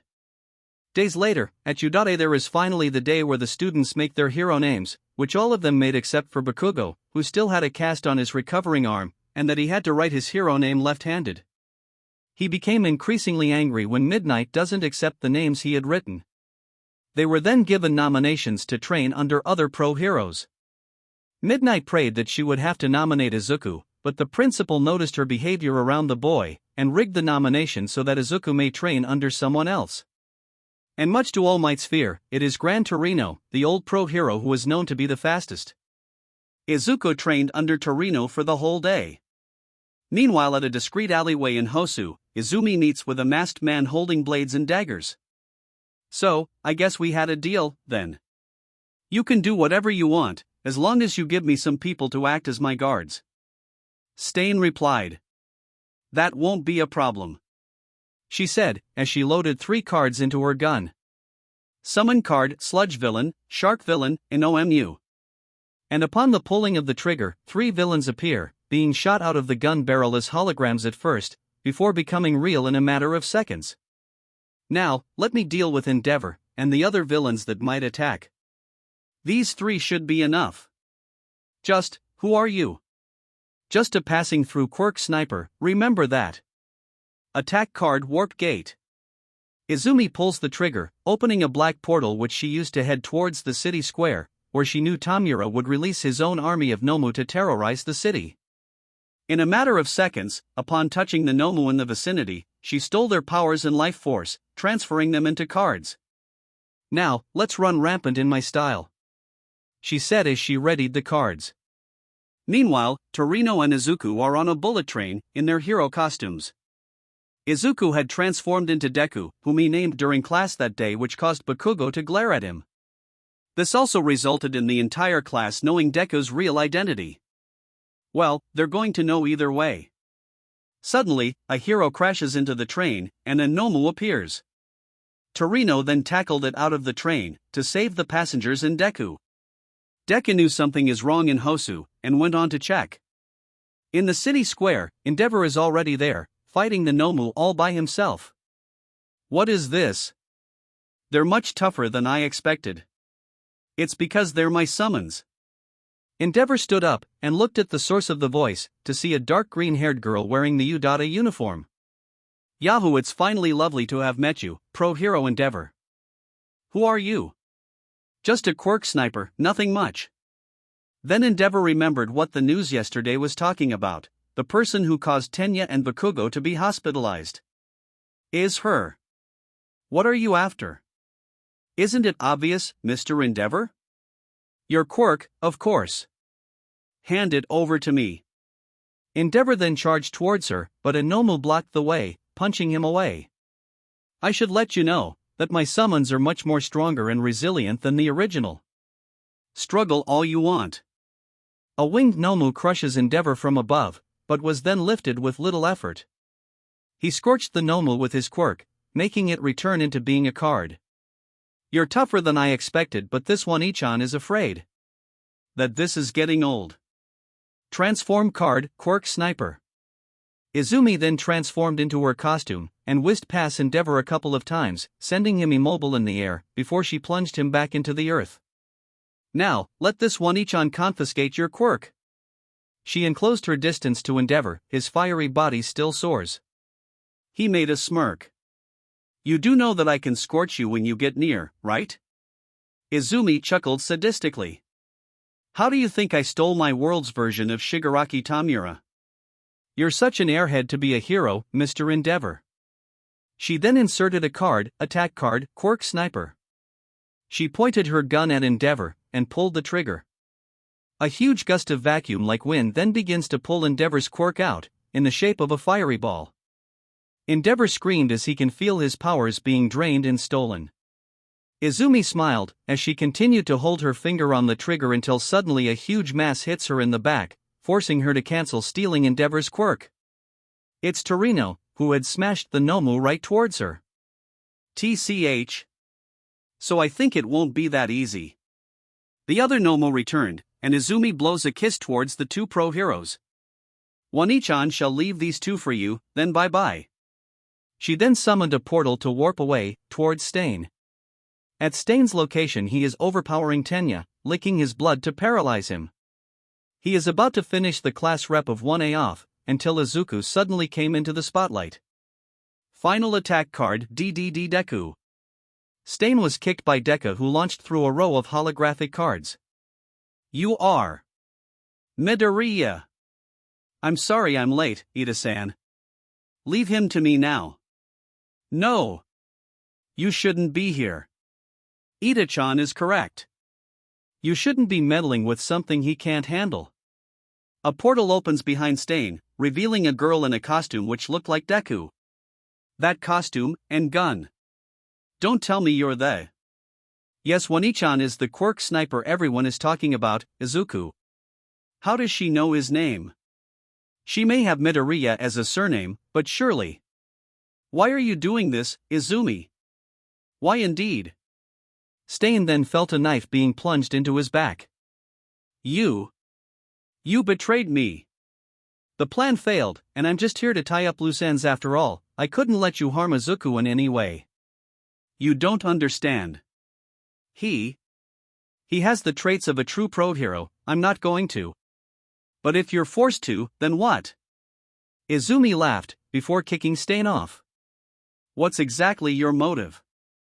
Oh come on, Izuku, there's no need to be dramatic and thank me for this. After all, you do need to survive. There are other better quirks around that requires this ᴡᴇ'ʟ to snipe. I shall meet you again, Izuku. Izumi then walked off, leaving Deku and Tenya to fend off Stain, who slowly recovered by himself. Despite being wounded, Stain still puts up quite a fight. He attacked Deku with his blades, and at one point tried to skip fighting him to get towards Tenya, forcing Deku to unleash a card. Form card, ᴅᴇ, staff. He then conjured a staff using Momo's quirk, and faced off against Stain, and at one point disarmed him. I can counter anything you throw at me. Form card, ᴅᴇ, blade. They faced off, locking their blades until Deku kicked him off, and used another card. Final attack card DDD Deku. Charging up one for all, Deku channels the energy up into the blade, before a row of cards appear in front of him. He dashed through them, and slashed the hero killer 3 times, making Stain's body shut off by itself, losing consciousness but still standing. Deku went over towards Ida, pulled him up and told him to help him carry the unconscious Stain away from the alley. They brought him over to the city square where everyone is gathering. However, Deku was then grabbed by a winged Nomu, and Stain's body went into adrenaline mode, trying to save him by licking off the Nomu's blood, which is stained on a female pro hero's cheek. After paralyzing it, Stain then chased after them and plunged his blade into the Nomu's brain, killing it. Stain then made a speech for the last time as he landed. A speech that would get new villains to rise, and Tamura begins to recruit some more for his league. As for Deku? Upon getting back to school, he was stormed by the girls who bombarded him with questions. I was there too, you know. Tenya noted. But the girls weren't interested in his story. Midnight, who happened to pass by, gave out a sigh of relief as Izuku seems to be unharmed. Their next lesson would be a rescue training race, which Izuku later won because he used Tenya's quirk card. And then again, the girls would then run over to him to check on him, much to his nervousness as he undid his transformation. Months passed, and the 1A students have finally finished the end-of-term exams. Midoriya didn't use his belt nor cards during that time, since that qualifies as cheating, just like what happened back at the sports fest. And now, here Izuku is at the Department of Support. He was just passing through until a pair of hands grabbed him in. You really do have a nice figure. I love your muscles, Izuku the perpetrator, Mei said as she rubbed Izuku's chest from behind, her breasts pressing against his back. Stop it already, Hatsum. I didn't come here to be inspected. I do have to tell you though, that belt buckle you have there and that card book. They're suspiciously familiar. What? What do you mean? Mei then slammed a large blueprint on the workshop table and pointed to a familiar device. Isn't that my? I want to ask you very carefully, Izu baby, where did you get this belt? Even though I never even finished making it yet? I can explain, alright? Izuku told Mei everything, and she grinned, intrigued by his story. So, some person in your costume gave it to you? Well, coincidentally this belt is created to only be used by you, as well.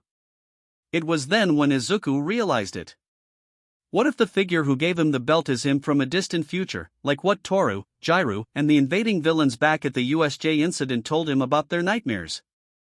Izuku then looked over at some other blueprints. Most of them were odd belts, like the one he is using. The one that caught his attention is the device that resembles a flip phone. What is a flip phone doing in here? Oh, that?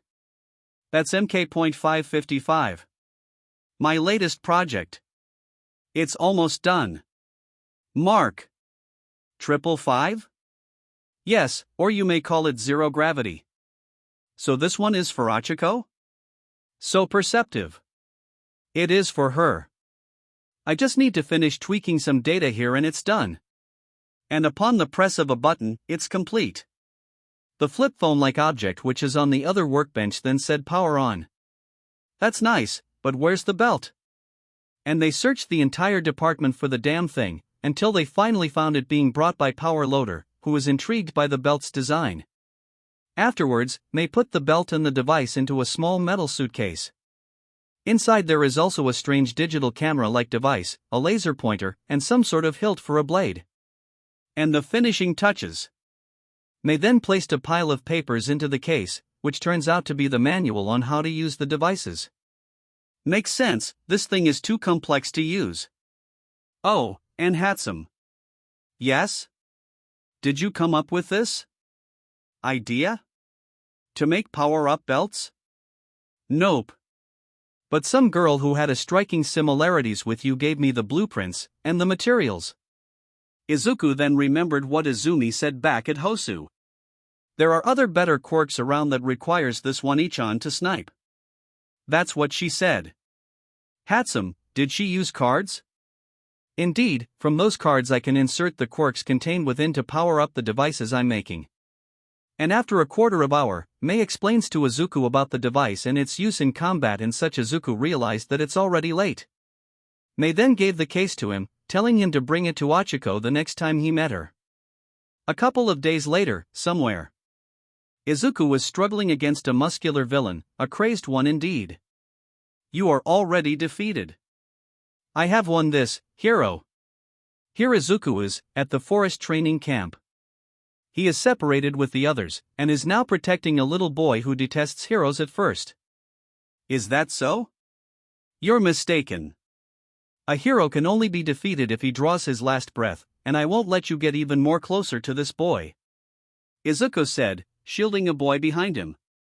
His name is Kuta. You? Just who are you? Just a passing through hero, remember that. Henshin. Transform card Deku. Upon transforming, Deku then pulled another card from the book. Let's see the other powers I received. Like this one. Attack card, I am here. Deku then swiped his hands and shouted I am here. Imitating All Might's pose. So then what? The muscular villain, also known as Muscular, asked. Deku quits his posing and pulls out another card, this time it has Mina's figure on it. Attack card, dance off. Deku then went into a dance, first by spinning around, before he begins to breakdance and ending with planting one hand to the ground, supporting his entire body. Can't touch this. But I didn't even do anything to you. What is the meaning of this? Just, what's wrong this time? Don't ask me. Deku shouted. He then pulled out 2 more cards instead of letting the book dispensing them automatically. Upon reading them, he cringed. Freshly picked grape juice, this one had Minata's portrait. Dai, and this one had Bakugo's portrait. Don't mess with me. And with a punch, Deku was sent flying away. His transformation dispelled, and returning him to his normal costume.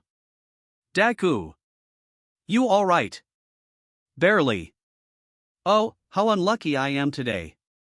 The battle commenced again, with Izuku not transforming for the rest of the fight until he resolved the situation by using Detroit Smash. 100%. And with this punch, he decimated Muscular, rendering him unconscious to be arrested. However, this resulted in Izuku being injured. He then carried Kuta, and found Aizawa in the middle of the woods. He convinced the teacher to allow the others to defend themselves, for survivability. Aizawa agreed, and sent him away towards Mandalay. Izuku transformed again before heading off. Mandalay is in the middle of a fight, against a gecko-like villain who dubbed himself Spinner, who uses a rather large makeshift blade. You are not a true hero. Only for him to be yeeted away by Izuku, who kicked him with his final attack card. Mandalay, I've got a message for Aizawa. He has allowed permission to fight. Cast the message to the entire students. Mandalay nodded, and shared the message. On Achiko and Tsuyu's location, they are facing a psychotic blonde-haired girl wearing a sifuku. She had introduced herself as Himiko Toga, a newly recruited member for the League of Villains. She also befriended the 2 girls in her own twisted way. Upon getting the message, Achiko then told Tsuyu to hold Toga off. Oh, and what are you about to do? Run away for your own safety? But she was interrupted by Tsuyu, who headbutted her torso. Hurry up, rib bit. Flashback. During the trip to the forest camp, Izuku nervously called out Achiko, and handed her a strange metal case. What is this, Deku-kun? Hatsum told me to give it to you. It comes with a manual so you can understand how this works. Luckily, she had the time to read them until the last page, which is coincidentally the time where the villains invade. Flashback end. Achiko dropped the case onto the ground, opened it, revealing the belt and device. She puts the belt on her waist, and let it fasten itself around her. She then took the flip phone-like device, which intrigued Toga. Oh, about to call for help. With a flip phone? How old SCH? 3 beeps and a robotic voice, which resembled Hatsum's, that said standing by then happened. Achiko then closed the phone, raised it up high before shouting. Henshin! Henshin! Achiko then placed the device on where the belt buckle should be. Complete. A red glowing line then makes an outline that resembles Uravity's costume, and the rest of the costume materializes, with a yellow visor, and a translucent mouthguard. The headgear also had a pair of antennas. What on earth is that? I'll explain later, Sue. Achiko then see Toga rushing towards her with her knife in hand. Quickly, Achiko grabbed Toga's wrist that is holding the knife, and brought her down to the ground using the GMA that she had learned from her workplace training. Afterwards, Achiko backflipped once, before pulling out the device from the belt, and pressed 103. Toga got up, and dashed at her again. Single mode. And in point blank, Achiko bent the top side of the flip phone 90 degrees towards Toga, and the mini antenna on it shoots off a beam of light that repelled her. Alright, now let's see what this does. Achiko then pressed 106, and the start button. Burst mode. And the mini antenna shoots off 3 beams, which were all concentrated. Toga managed to slash them off, and screamed in pain as she stood back up. In response, Achiko took out the digital camera-like device on the left side of the belt, and bent the handle underneath it, forming a knuckle duster. She took off the casing of the flip phone, and attached it over to the knuckle duster. Ready. Then Achiko opened the flip phone without putting it off the belt, and pressed the start button. Exceed charge. The knuckle duster then made some long beeping sounds, as Achiko prepared to run towards Toga with it. Tsuyu just see her running past her, and towards Toga, who tried to strike again. This time, Achiko ducked down, and struck the knuckle duster onto Toga's stomach, knocking the gravity out of her. Phi. A symbol of that shape, which is diagonal shaped instead of the original, then came out from Toga's back, before she is sent flying back. You got me. But at least I got your blood before. Toga shouted, as she limped over to a portal that Kurogiri conjured just in time. Ochako. That was just amazing. I thought so as well. I should thank Hatsum later on. Sue, you head on back to the others, I have someone to save. Ochako ordered as her antenna detected someone in distress, and it is Deku. Meanwhile, Tokoyami is in his dark shadow form fighting a villain, as well as Bakugo, who is fighting another. But what they didn't realize is that they are getting trapped by Mr. Compress, some villain who acts like a magician. As for Deku, Toga had caught him transforming, and upon seeing him injured but yet still wanted to transform astounded her. The card book then opens, and a card flew out. It has Toga's portrait. Why is a quirk control card showing a villain as its power source? Call me Toga, Izuku-ᴟ. She shouted as she pounced the off-guard Deku to the ground, pinning him. Toga then attempted to stab him, but stopped upon the final inch. This is Toga. We're retreating, shouted a random villain from nearby. Toga made a confused face, before standing up and walking off to the portal. The villains tried to retreat using the warp gate made by Kurogiri, and Mr. Compress caught the balls that imprisoned the two boys, but was interrupted by Aoyama-Yuga's naval laser. What? Don't forget about this as well. A voice shouted from the side, as Mr. Compress spitted out the trap duo. Exceed charge. A laser beam shoots out from the pointer-like device, which is hooked to the armor of Ochiko's left leg. It then spreads open, forming a red laser drill which hits the magician villain. Upon touch, the drill stuck itself onto his body, with him screaming as Ochiko then launched a flying kick which went through the drill, and went back out through the back of the portal. Phi. The magician's body then turned into sand slowly, as he sees the compressed duo being returned into normal. Tokoyami is free, but a hand caught the one where Bakugo is trapped in. What? I am sorry. It was Dabi, the one with the scorched lips and bloodshot eyes, whose quirk is to make blue flames. Todoroki failed to rescue Bakugo, and Deku ran over to get him back, but it's too late. The portal closes, just as Mr. Compress' body then turned into sand entirely, leaving behind the red diagonal phi symbol. Deku screamed out "Kachin!" as he then beat the ground below him. Izuku was brought to the hospital to recover from using his one for all without his costume. Ochiko and the other girls of 1A surrounded his hospital bed. Outside were the girls of 1B staring at the boy on the bed, surrounded by multiple girls who were smitten by him.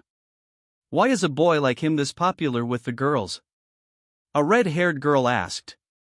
I heard he saves people, no matter the situation. This time, a mushroom girl replied. If it sure does, then he did God's will. Saving others, no matter the risk. He's like the Holy Messiah. A girl with green vine-like hair continued. Amongst them, a black-haired girl who just stared silently, admiring the boy. Yui, don't tell me you as well. The redhead said, noticing Yui's staring. What? I was just looking at his wounds. There are no more wounds, God bless him. Didn't you hear that earlier? This caused Yui to look away. I can't stay here. I need to find Kaken. You can't, Deku-kun. Uraraka shouted, restraining Izuku. It's suicide, Midoriya. Momo warned.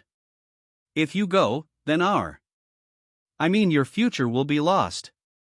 Mina shouted, stuttering in the middle of her words. This caused the other girls, including the 1B girls outside, glaring daggers at the pinkette. What? His future would be at risk. The others sighed in relief as Izuku finally calms down from the restraints. He then fell asleep again, out of exhaustion.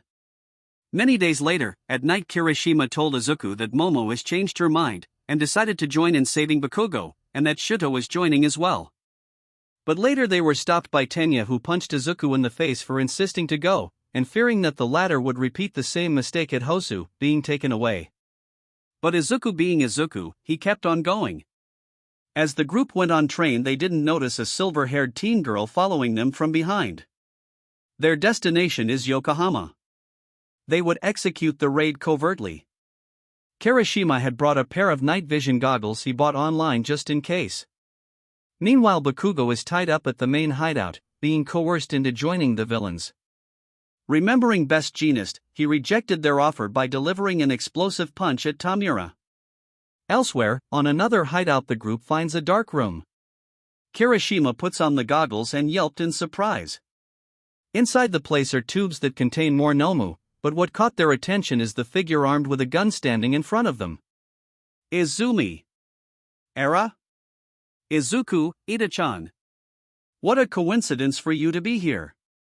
Midoriya, who's she? Momo asked. She's the person who effortlessly beat me and Bakugo a while ago. She steals people's quirks, and is able to summon them using cards.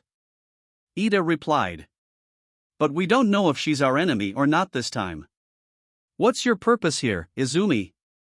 The girl who is a female replica of Izuku chuckled. If I drain them of their abilities, then they are not of use anymore, right? ᴘᴟ-chan is just doing this city a favor by cutting off the loose ends like these Nomu. However, I advise that you should not interfere with me after all. Wasn't your purpose here in the city is for Katsuchi? The group shook, before Izumi inserted a card. Attack card, invisible. I'll see you another time, bye-bye. She then pulled the trigger, and vanishes from sight. It was then when they heard explosions and crashes not too far, and they headed that way. They still didn't notice the girl stalking them, as a butterfly flew to her hand, and she slid it on her belt buckle. Henshin.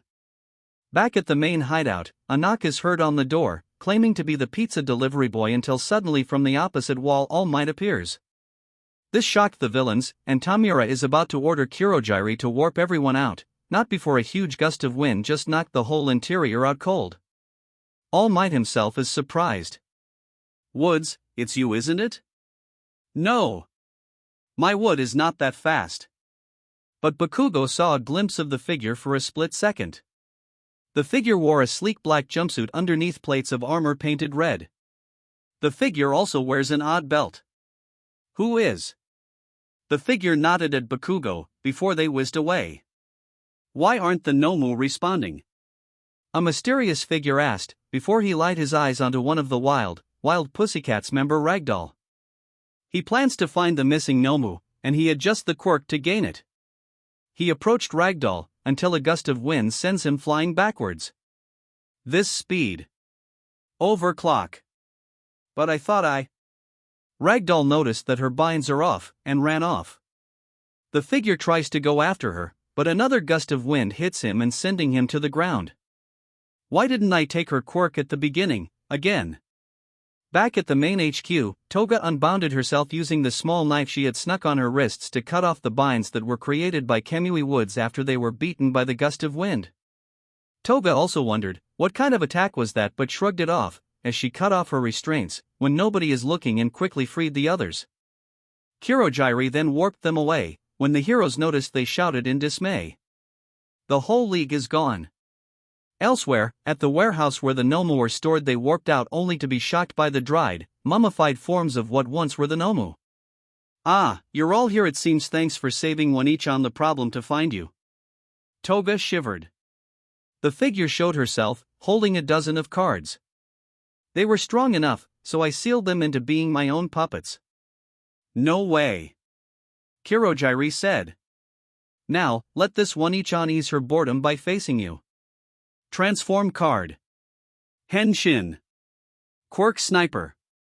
The girl pulls the trigger and she transformed into her costume.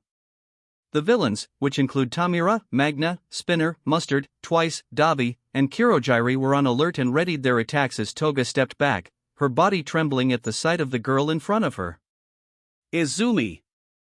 This will be a fight to the death between a mysterious vigilante and the majority of the League of Villains. A 7-on-1. It was a while ago, just before she joined the League. Himiko Toga stood up, after draining the blood off a police officer that struck her fancy. She licks some of the dripping blood, savoring its taste until a voice is heard from behind. Let ᴜᴘ-ᴛᴏ tell you this. Toga turns around to see a girl with long dark green hair, wearing the uniform of ᴜᴘ high school approaching her. There is no disease worse than boredom. And only two things can cure it: theft and battle. The girl then pulls out her gun and pulled the trigger after pointing it towards her. Toga dodged and tries to stab her with the knife, only for the girl to sidestep the attack and pimp slap Toga across her face, making her fall to the ground from the force. It stung like how a wasp would do to someone if provoked. Enraged, Toga quickly crawled over to the dead police officer, took his handgun and pulls the trigger on the girl, before throwing her knife at her. However, the girl caught all the bullets easily with her left hand as if they're just toys, and dropped them to the ground. As for the knife, she hit it with her gun, making it flip on the air once, and she used her left hand to catch it and dash towards Toga, disarming her handgun with the knife as the bullets reached the ground. The sound of the bullets clattering can be heard across the alleyway when the girl strikes the knife down. Toga only felt a little pain, as the girl only made a little scratch on her cheek. The girl sighed. I always win my battles. At this rate, this ᴜᴘ-ᴛᴏ's gonna die of boredom. She took the knife away from Toga's skin, took off her tie and unbuttoned some of her shirt's buttons, revealing her cleavage, before pointing the knife towards her own bare chest. Now, just watch this. The girl took a deep breath, as she then thrusted the knife over to her own chest, at the spot just above her breasts. The girl's blood sprays out like a fountain, staining Toga's face with it. What on? Toga tried to taste the blood, only to find out that it has no taste. She continued to stroke the knife across her chest, making a deep wound that would normally take a while to heal. How's this? This wound over my heart shall now be this ᴜᴘ-ᴛᴏ's weak spot. You might stand a chance. She then crouched down, so she can grab Toga by her neck, and pulled her towards herself. If you aim for it. She stood up, threw the knife to the ground, and took a deep breath before shouting, interesting. This is starting to sound fun. She shouted out those words as her eyes widened into that of a psychopath's, before taking another deep breath. Now. Fight me. Ah ha ha ha ha ha. The laughter she had produced sends chills down Toga's spine as she scrambled backwards slowly. ᴜᴘ-ᴛᴏ thought you liked the sight of blood. If so, then fight me. She laughed again, and this time Toga swears that she can feel her tears dropping out of her eyes as she continued to scramble backwards, hitting a wall. The girl continued to approach the fear-struck Toga, with an inhuman grin spread across her face. Why? How could she make me feel such fear? Toga! You're spacing out. Twice shouted, snapping Toga out of her trance. But I have these guys now. Maybe we have a chance against her. Perhaps. Toga thought as she noticed that the girl, Izumi's chest wound has already healed, but still has the mark, before she transformed. The masked figure which was once Izumi approaches the villain slowly before speeding up. Spinner used a blade that he made for emergencies which resembled a small machete and strikes first. However, Izumi just slapped him out of the way as if he is a worthless garbage in human society, sending him flying over to one of the Nomu tanks. Magna prepared herself, and tries to magnetize Twice, who is next to her, and Izumi. This results in Twice screeching like a girl when he was launched forcibly towards Izumi. However, she doesn't show any effects of being magnetized. And instead, Twice was met with a boot to the face, and Izumi pulls out a card before inserting it into the driver in her gun barrel. Attack card Erasure. She pointed the gun at Magna, and pulls the trigger, causing her to cancel her quirk forcibly. Attack card Blast. A little special service, Izumi said, aiming the gun to the ceiling. A large bullet then fires out of the gun, before exploding and multiplying into a rain of bullets which pours down onto the villains in front of her. Magna was hit by a couple of them, causing a few bullet holes to wound her body. She knelt down in pain, as Dabi, Tamura and Kurogiri appears from a warp gate just above Izumi, trying to plunge down onto her.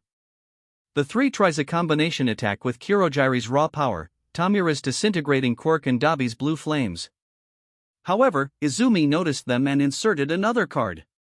Final attack card, QQ Quirk Sniper. She pointed her gun upwards, as multiple rows of circling holographic cards appear.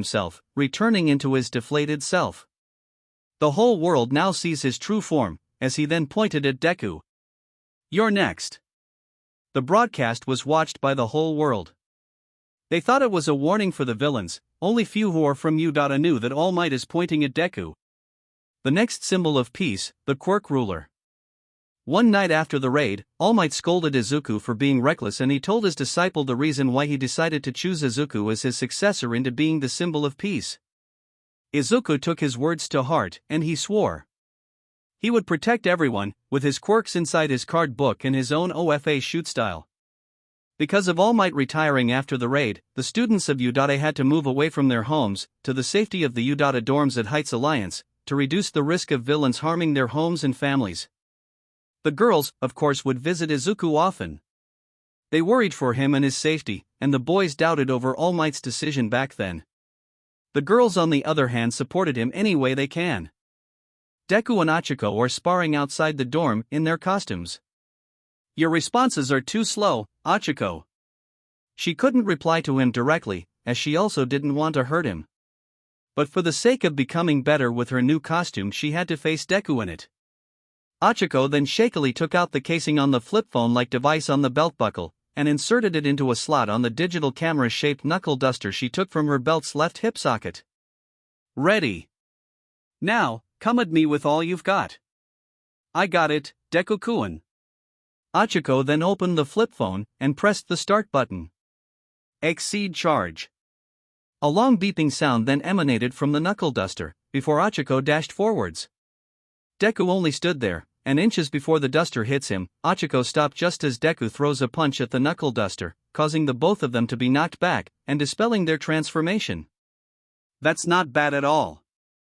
We can win our provisional hero licenses if we get better."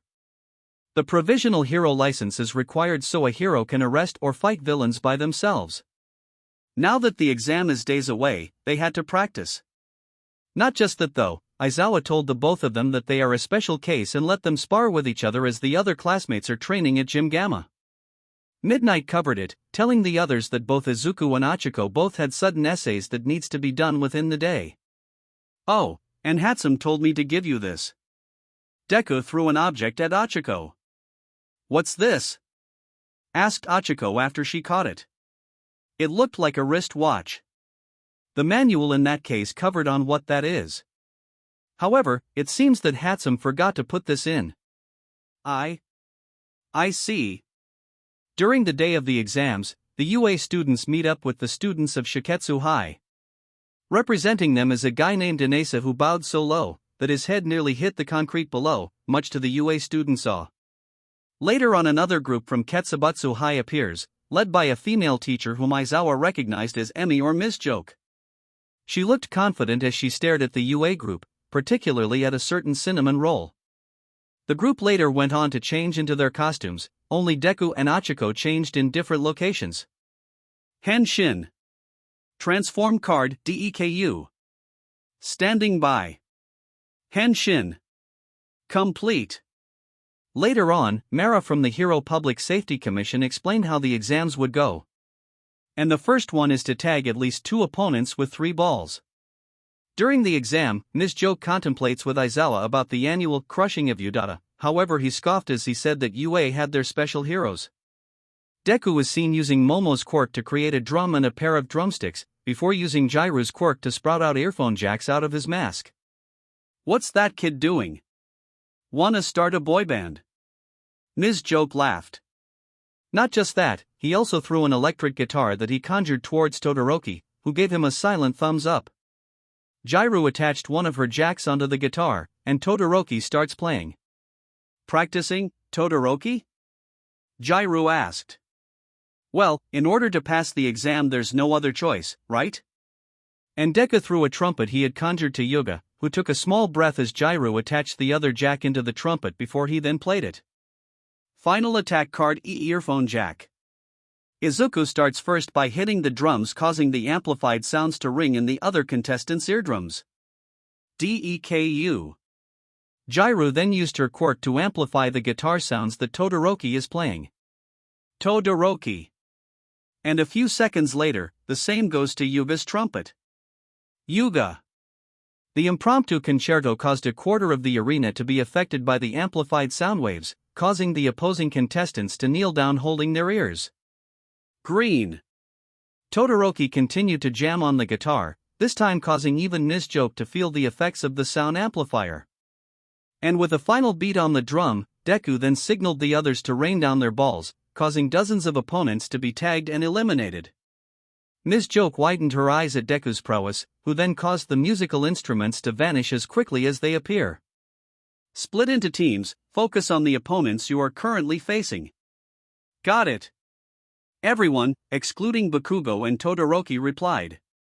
Regardless, Bakugo went on with Kaminari and Kirishima while Todoroki went alone.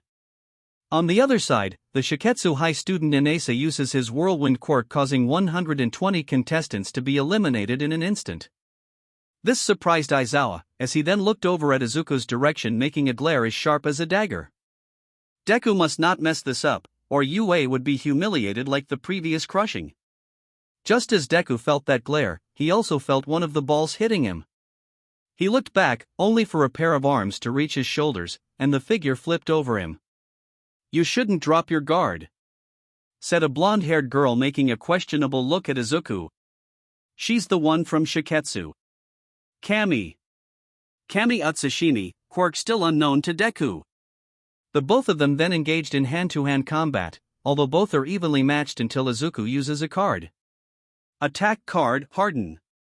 Kirishima, allow me to borrow this, Deku said, as his right arm hardens until it's as solid as a rock. With it, he tried to at least send Kami away without injuring her. Afterwards, his arm turned back into normal. Attack card, Invisible. This time Deku vanishes, and Kami looked around. Deku reappeared behind a pile of concrete, leaning against it. He peeked out to see Achiko in trouble against some Shiketsu students, and with one for all speed enhancer which he had developed by himself, he whizzed towards Achiko, caught her in the air before bringing her back to the concrete where Deku was hiding previously. However, after a while, he realized that Achiko was acting odd. Shouldn't she be able to dodge the attacks as she already trained to adapt to her zero gravity? He felt fingers touching his back, and he slapped them away. You're not Uraraka. Your costume gave it away. Eh? How could you say that? You didn't wear the belt even though you were supposed to wear it before the exams start. Who are you? Izuku prepared to pull out another card as he sees the fake Achiko melting into gray liquid, revealing herself to be Kami. She stood there naked in front of him, however Deku already trained to not be distracted, especially by her assets. Looks like this is going to be a long day for the exam. In the middle of the exam, somewhere far from Deku, Todoroki had passed the exam, after he tagged some students from Seijin High, who were literally clad in ninja costumes. Meanwhile, a team consisting of Momo, Jiru, Tsuyu and Mizo Shoji, a student who has the power to duplicate his arms. They were inside a dark room, next to another where they heard conversations coming from inside. Jiru tried to eavesdrop but failed as the group inside is playing loud music, which hurt Jiru's ears. Outside the building is a focused Ochako, who managed to hold her own against some students of Shiketsu High, until Mina came by to relieve her. Ochako then fled, towards the building where Momo and the others were. Before going inside, she remembered the wristwatch that Izuku gave to her. She put it on, and pressed the button once. Complete. Back inside, Jiru used her quirk on a stereo which Momo conjured to blast a loud noise which stunned everyone in the next room. They went inside afterwards, intending to tag the contestants in order to pass. However, one of them turned out to be conscious, and trapped Momo inside before the horror is spread across the team's faces. The opposing team is merely playing possum. The lead girl, who has a long light hair and wearing a monocle, of the opposing team introduced herself as Psycho Intelli. She explained to them how her quirk makes it easy to trap Momo and her team because it enhanced her IQ after drinking tea. It was then when suddenly something whizzed through, knocking out the opposing team, leaving behind 5 symbols as they hit the ground. Intelli was the one who got hit the last. As she felt a heavy blow onto her torso, she looked down to see a knuckle duster which resembled a digital camera being used to hit her. She looked at her assailant, which is Ochako, but her yellow visor turned red, and her body armor of her suit spreads out, exposing an engine-like structure beneath it. 3, 2, 1. Time up. Phi. Intelli knelt down, as the gear then said reformation. Ochako's armor then went back into its normal place. Ochako detached the phone cover off the knuckle duster, putting it back onto the belt buckle, before folding back the knuckle duster to put it back in its slot on the left hip. She then flicked her right wrist due to the fatigue from the punch earlier. Uraraka. They're all yours, Ochako said sternly before leaving. They have never seen or heard Ochako being that confident before. It's as if she is a whole different person inside that costume. Somewhere else, Kaminari, Kirishima and Bakugo are searching for examinees to eliminate until Kirishima noticed a strange projectile launching towards Bakugo. He pushed the Pomeranian away, as he let himself get hit. The projectile engulfed Kirishima, and distorted his whole body until it looked like a meatball. They looked at the person responsible, and instantly knew him as one of the Shiketsu High School students, Seiji Shishikura. He begins to spew out his superiority, angering Bakugo as Seiji fired more projectiles. Bakugo countered with his auto-cannon attack, only to realize that he and Kaminari are flanked. One of the projectiles hit Bakugo's back, turning him into a meatball. However, Kaminari, having received a gear upgrade from Hatsum, as well pointed his right arm at Seiji, before shooting him with a concentrated surge of electricity until he is knocked out cold from electrocution. The upgraded gear has a purpose, so that Kaminari won't harm his team accidentally when in combat. Back at Deku, he is still fighting the nude Kami, who kept on being even in a hand-to-hand fight. It was until suddenly a red light flowed through the ground until it hits Kami's feet. The red light then raised up to form a red cylinder which trapped Kami, making her float up as if her weight is removed and there is no gravity. Her zone of gravity. Ochako. Deku turned around to see Ochako running while holding a glowing red baton with black handle in hand, her eyes visible behind the translucent yellow visor.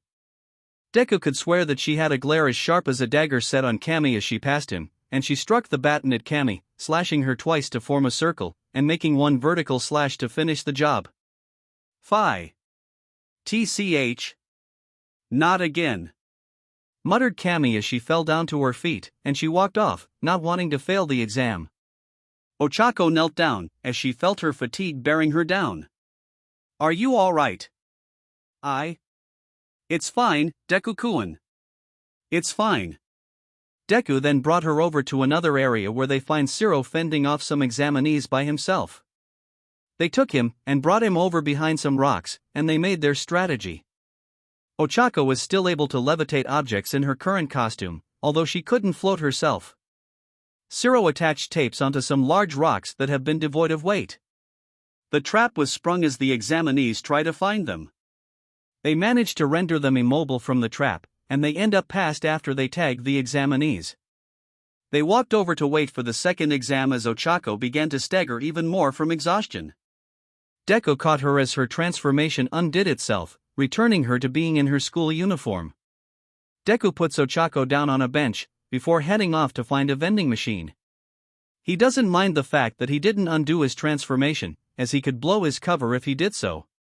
At the vending machine, he inserted a coin and pressed on button.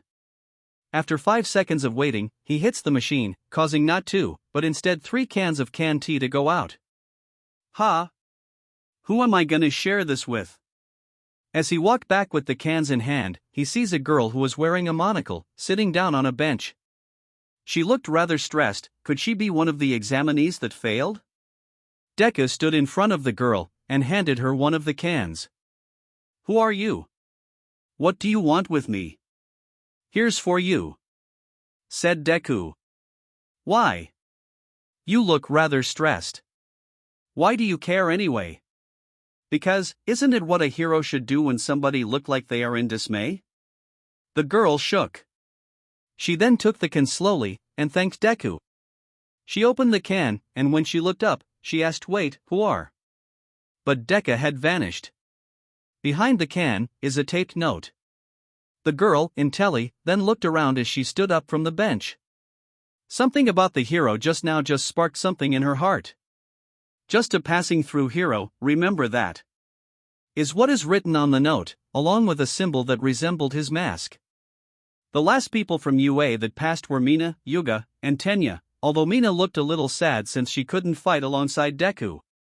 After a while of waiting, the second exam started. Ochako was about to use the instant costume again, but Deku gave her a worried face. It was when she already transformed back again, when he walked over to the case and read the manual inside. It turns out there is a warning at the end of the small booklet, which Ochako probably missed. Deku widened his eyes, and looked at where Ochako was going, towards the second exam. Before he left, Kami walked up to him and flirted with him again, which sparked a flame in Kaminari and Mina's hearts. They were jealous, especially after hearing from ᴘᴘ that Deku had seen her naked. Surprised, Deku used his invisible quirk card to escape the jealous duo, long enough until the exam started. The exam started, and the students have to save the trapped civilians in a ruined city like arena. The Help Us Corps were the ones who had to play victim as the examinees have to rescue them. Deku managed to save most of the civilians using the best of his abilities. He looked over to the side to see Ochako had used the wristwatch-like device to go faster. As a result, before the civilians even noticed, they were already at the safe zone. 3, 2, 1. Time up, reformation. Ochako's armor retracted itself back. She looked over to Deku and gave a shy nod. It was then when the announcer alerted the arena that a villain has attacked. And the person playing the villain is none other than the pro-hero ᴅᴇʟ, who looks more like a villain than a hero. The other students were still rescuing civilians, and Deku had to buy them time so they can make it. ᴅᴇʟ is not alone, as he is surrounded by a bunch of sidekicks, which Deku effortlessly beat.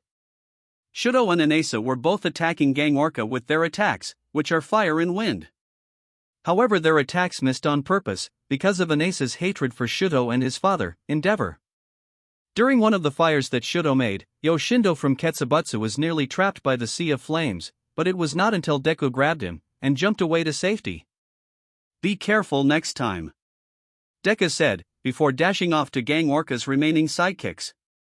Ochako supported him along the way, until they reached ᴅᴇʟ. However, the pro-hero, who was playing villain for this exam, then used his powerful sonic waves to attack the couple. However, Izuku shakily took out a card, and inserted it into the reader on the buckle. Attack card, blast. While Ochako took out the transformation gear, and pressed 106. Burst mode. Ochako then bent the top side of the flip phone-shaped gear and aimed it at ᴅᴇʟ, while Deku raised his right arm, and his gauntlet fires out multiple projectiles. The gear fires out a burst of yellow laser beams which is hot enough for ᴡᴇʟᴟ to stop using his quirk, and the projectiles from Deku's gauntlets hit him. ᴡᴇʟᴏ flipped the gear to close it, before putting it back to the buckle, and taking the casing off it. She took the laser pointer on the right hip side of the belt, inserted the casing onto a slot on the pointer, before attaching the pointer onto the slot on her right leg armor. Ready. She opened the gear, and pressed the start button. Exceed charge. Final attack card ᴜᴘᴜᴜ. Just as ᴡᴇʟᴜ stood back up, Deku dashed towards him, and tagged him with his hand to make him float. Now, ᴡᴇʟᴏ. ᴡᴇʟᴏ then jumped and did a front flip as the laser pointer shoots out a small beam which locks onto ᴡᴇʟᴜ, making him stay still on the air as the gravity-defying laser locks him there before spreading to form a drill.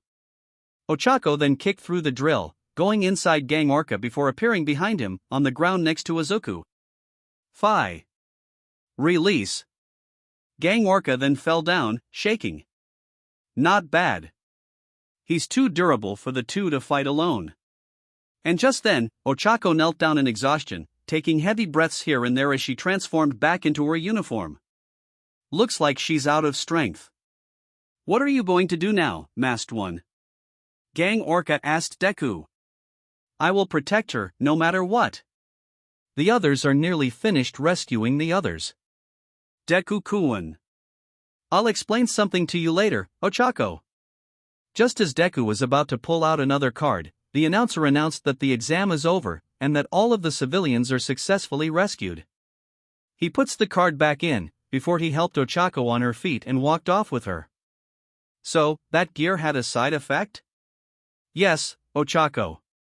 The gear feeds on your energy, and other side effects include changes in personality. Looks like the latter happened back during the first exam. Remember what you did to Cammy? Ah, yes. I was just. That's why Harem warned me that this belt and gear are only to be used during emergencies.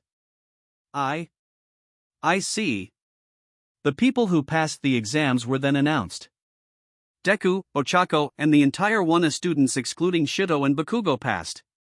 Inasa also failed, thanks to his attitude with Ŝyudo back then. However, the three of them vows to get the license for real next time.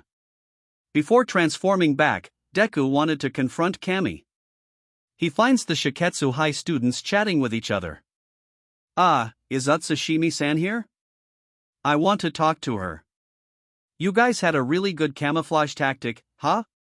However, they denied ever being trained to camouflage, but then answered that Cammy headed home immediately after she passed, and that she's actually acting different for few days. Deku then apologized for wasting their time and headed off to transform back into his uniform. It was then, when he didn't notice a monocle-clad girl is still there, with a telescope looking at the person behind the mask. She smiled, before leaving her hiding spot and headed home.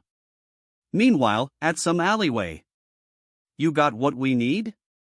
We haven't heard of your status in days, weeks even, said Tamura in an undisclosed location, on a phone call with someone. I did. The infiltration is a big success, crusty lips. And I've got good news and bad news. The gray ooze on Cammy melted, revealing toga beneath her. Tamura sighed, before telling her to talk about the news. I've got Izuku's blood. Tamura raised a brow, as he made a small smile. But then he remembered something. And the bad news? You hear the beeping at your end, right? Tamura didn't know what is she saying, so he simply replied with an O. Good, now that's one less loose end. What?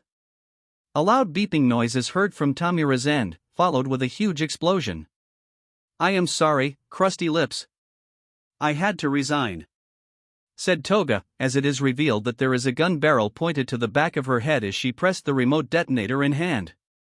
Tears are now flowing down from her eyes. You did a nice job. Toga Himiko One-chan is proud that you would do this for her. Now where am I supposed to go? You're lucky One-chan didn't kill you. But now enjoy your so-called freedom, as you're being chased by both heroes and the League, all at the same time. Izumi laughed maniacally as she walked off, leaving the now broken Toga in the alleyway, leaning onto the wall and sinking her face onto her knees, crying. After the provisional license exam, Deku and Bakugo had a little duel on the training grounds. However, Deku proves to be beyond his level as Bakugo couldn't land a single hit to the new symbol of peace. Unbeknownst to the two of them, a blue-haired girl was watching the entire thing, grinning as she recorded the fight. However, she is curious about Deku, as he does not use his quirk rather than his own physical prowess. Because of the duo's duel, they were put on house arrest as punishment. One morning, they were both cleaning their dorms, and Izuku had to take out the trash. On his way to the bin, he was encountered by a face that is phasing itself through a wall. It belongs to a blonde-haired guy, with cartoonish looks on his face. The guy couldn't believe that a person like Izuku would be the problem child that Aizawa always talked about. Feeling awkward and surprised, Izuku quickly did his task and headed back to the dorms as the face continued to stay on watch. Days later, the same guy walked into his classroom alongside two others. One of them a socially distanced boy with black hair, the other a curious and bubbly girl with blue hair and eyes. They introduced themselves as the Big Three of the UA High School.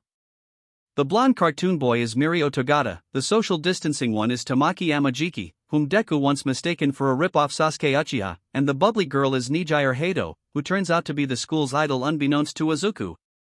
Aizawa said that today's training would be with them at the gym. Hearing that, Nijire took a glance at the emerald-haired boy and gave a wink which he noticed. The card book pulsates in his school bag, and he noticed that the Quirk Conquer card for Nijire is glowing. Ah, not again. At the gym, Izuku and the others had to face Mirio in a mock battle. Izuku is curious about what his quirk is, and is ready to fight first. He positioned the card reader on his waist, and it fastens itself, before he took a card from the book. Henshin. Transform card Deku. And Deku appears, in place of Izuku. Mirio made a small whistle of appreciation, looking at his boldness transforming in front of the others. The people who didn't know that Izuku was the masked hero then widened their eyes. Why couldn't he told them? Deku rushed forward to land a punch, not until Mirio's gym uniform slips itself to the ground leaving him naked. This stuns Jiraiya the most, as Mirio quickly pulled the uniform back up just as Izuku was about to land a hit. However, his fist didn't make contact with his body. I see. So that's how it is. Mirio then warped to the back of the other students, beating them one by one without any effort. Ochako is in her gym uniform as well, as she is not allowed to use the instant costume unless it's an emergency. Deku made a small nod as he sees Mirio wasting the others. Tamaki just plants his face onto a wall, as he didn't want to watch the slaughter of a mock battle. As for Nijire, she is paying attention to Deku's fighting. Attack card Detroit Smash. Deku readied his fist as he ran at Mirio, who was about to turn around and dash for him. Attack card Blast. Using his left gauntlet to shoot out projectiles, Mirio let them phase through him, as his hand is about to grasp Izuku by the chest. And in the final second, Deku jumped and landed a downward punch, causing the gym floor to be ruined into a crater by Mirio's weight and the power of Deku's punch. I call this, the Flying Detroit Smash, Level 2. Mirio widened his eyes as he couldn't believe what just happened. Impressive. You used the bullets from your left gauntlet as bait. Then smash me down just as I was about to grab you. If you study your opponent, then it's over. Mirio gave a chuckle, proud of Izuku's prowess. Tamaki himself gave a priceless expression as he heard the crater making impact. He couldn't believe that Mirio, the person that he couldn't even beat, got grounded in an instant. What are you waiting for, Tamaki? Try to land a blow on him this time. I forgot. I have an appointment with the principal. And with that, Tamaki ran off, leaving Nijire behind. Since you're using a costume, let me as well use mine, Nijire said as a belt materializes around her waist. Deku raised a brow as Nijire then pulled out a card with the face of a dragon on it. Henshin. She then slid the card into the buckle, and then 3 silhouettes spin around before fusing with her and causing a bright light to shine across the gym. Aizawa spat out his coffee after witnessing, while everyone else, even the down Mirio, looked at awe. Oh, God. Can there not be another problem child? Aizawa asked himself as he glanced at Nijire's belt. This is the first time he sees it, But whenever he sees some student popping up with some flashy belt that gives them instant costumes, he called them problem children, as the powers they wield often caused damage to the school property. And guess what? He was the one that got blamed for not watching over them. The costume of ᴡᴇ'ʟ is a combination of blue, cream and white, forming wavy patterns. She also dons a silver mask, the ones like the Firekeeper from Dark Souls 3 wears. A couple of her hair twisted upwards. Her costume also included a huge gauntlet on the right arm, and a smaller one on the left which resembles a dragon's head. There are also a pair of black-colored pauldrons that shields her shoulders. Let's go! ᴡᴇ'ʟ dashed towards Deku, casting her right hand towards him, before firing a yellow-colored spiral wave of light at him, which he dodged. The both of them then got into a hand-to-hand combat where they find themselves evenly matched. What's your name? What's your quirk? Why can you transform as well? Is your quirk cool? Does it have its drawbacks? ᴡᴇ'ʟ asked him, rapidly. Just a passing through hero, just a stockpiling quirk. With this belt and cards I can transform. I can say it's cool, and it has its drawbacks if I execute them outside of this costume, which means breaking my bones. Look at them having a muttering contest.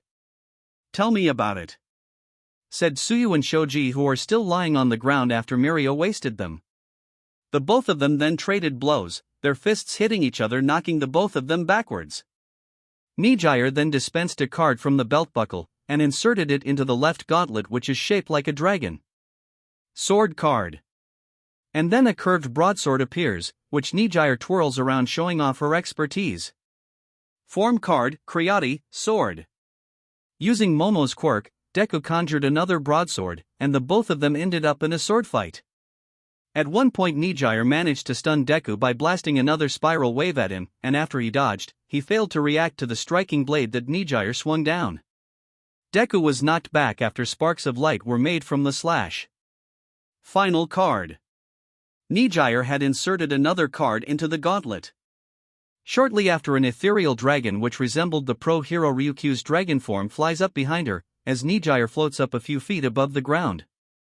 Aizawa blew his whistle, signaling the both of them to stop in order to minimize the damage.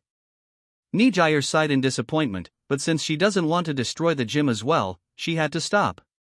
She took off the dragon card off the buckle, and she transformed back into her gym uniform. Deku transformed back into Izuku, as he sat down in exhaustion.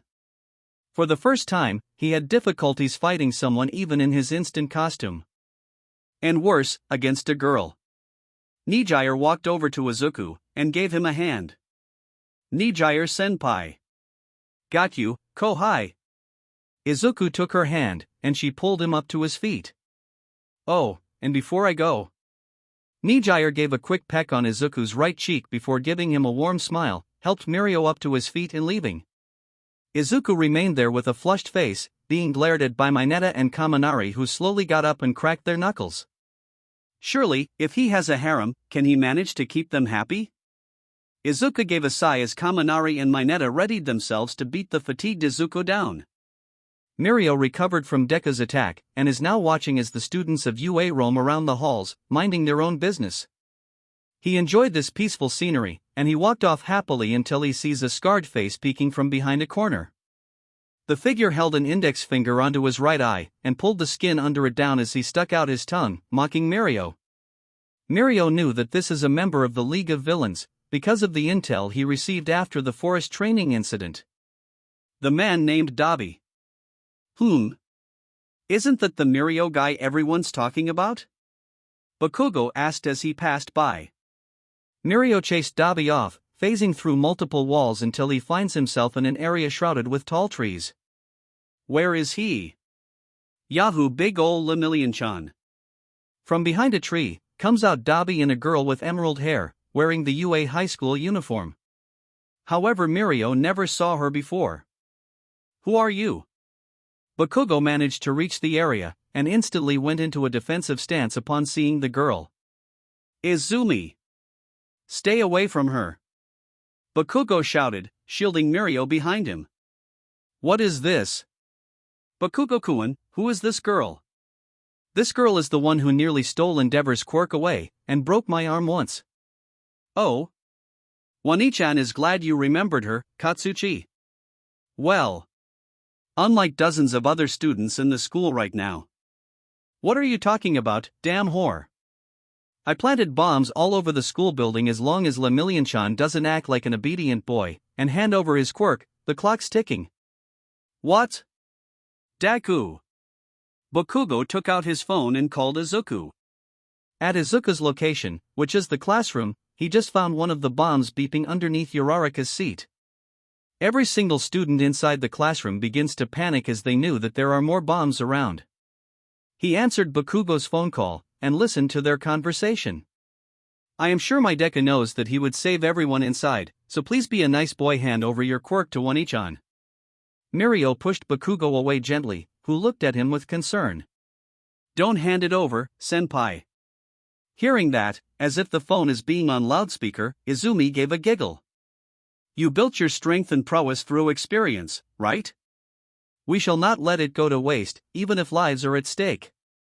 Midoriya Izuku. Mirio said with a grin. Kaken. Hold her off for a moment, will you? All right. Give that back. Bakugo then pocketed his phone back and readied himself. Mirio cracked his knuckles, being ready as well. Meanwhile, with the help of Gyro's earphone jacks, the students were able to detect the bombs more easier. And at one point at the teacher's office, Tokoyami sees Aizawa about to eat his meal from a bento, which is presumably from Ms. Joke. Tokoyami takes the bento box away, as Aizawa looked at him with confusion. What's the meaning of? Hold on for a moment, sensei. Tokoyami said sternly, as he opened the bento. Inside is an omelette and some rice, and a C4 explosive. He took it out, and left the office. Back at Bakugo and Mirio, they are struggling against Dabi, who is evenly matched against their combined efforts. The clone Dabi then taunted Bakugo by sticking out his tongue.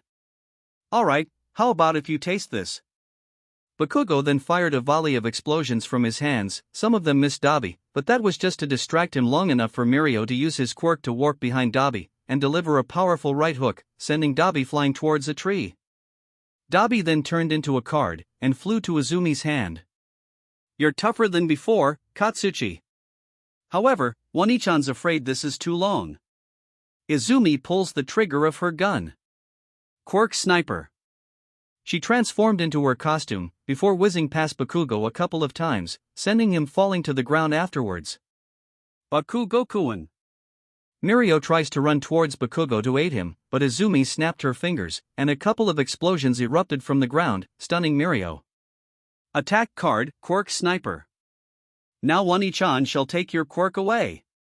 She pulls the trigger, and Mirio can feel his strength being sucked away, as B screamed in agony from So. Mirio. Ah, right. Bakugo then fired another explosion, which stunned Izumi. A flashbang-like explosion which caused her to recoil from the sudden flash. TCH. Izumi clicked her tongue, before she felt multiple projectiles hitting her back. All of them looked at the shooter. It's Izuku, accompanied by Ochako and Nijire. Good job, Kaken. Deku. What took you so long? Era? Don't tell me you took off all those bombs, Deku? Never underestimate the power of this generation's quirks. As it turns out, after the bombs were collected and put into a pile, Shudo used his ice to freeze them, so that they wouldn't explode. We kind of froze the timer, so there's no boom boom going to happen anytime. Nijire exclaimed cheerfully. Oh. Wait. You got all the bombs? Mirio asked. Yes. It was thanks to Gyro Kyoka's quirk we can find them. Now that's a worthy kohai. Come on now, let's get you out. Bakugo helped Mirio up to his feet and escorted him away from Izumi. Izumi. I guess you are our foe this time, and we shall take you down for it. Deku declared. Take me down? I don't think so. No. We are taking you down. A voice called out from behind one of the trees. The loud sound of a shoe spur can be heard scratching the ground. The figure stood up, revealing herself to be a blonde girl with yellow eyes and a wide grin. You are. Ochako widened her eyes. ᴠᴇ-ᴟᴏ. Deku said, recognizing the crazy blonde from a mile away. Aren't you a villain? Where's the rest of your league? Why are you helping us? ᴍᴟ asked. I have no more league. Toga then chuckled, as a bat-shaped device flew over to her hand. Toga then motioned the device, which has fang-shaped spikes on it, to plunge them into her left wrist. Bite. A few markings then carved themselves around Toga's neck and face. Henshin. Bite. A few markings carved themselves around Toga's neck and face. Henshin. Toga then puts the device onto the buckle, as pieces of shattered glass then spreads from the device, giving her a dark scarf with a pair of black fawn-like curves, an iron pauldron on her left shoulder, a reinforced greave bound by chains on her right leg, while the other is bare, only covered with black stockings except for the knee which had an iron pad. She can transform as well, Ochako exclaimed. Izumi just made a small giggle, as Toga walked over to the Quirk sniper standing smugly. The both of them engaged in a fist fight, although the fear of Izumi still lingered in Toga's mind. No matter how hard she tries, she is never able to hit Izumi in the chest, which is wounded by herself many months ago just to make a weak spot.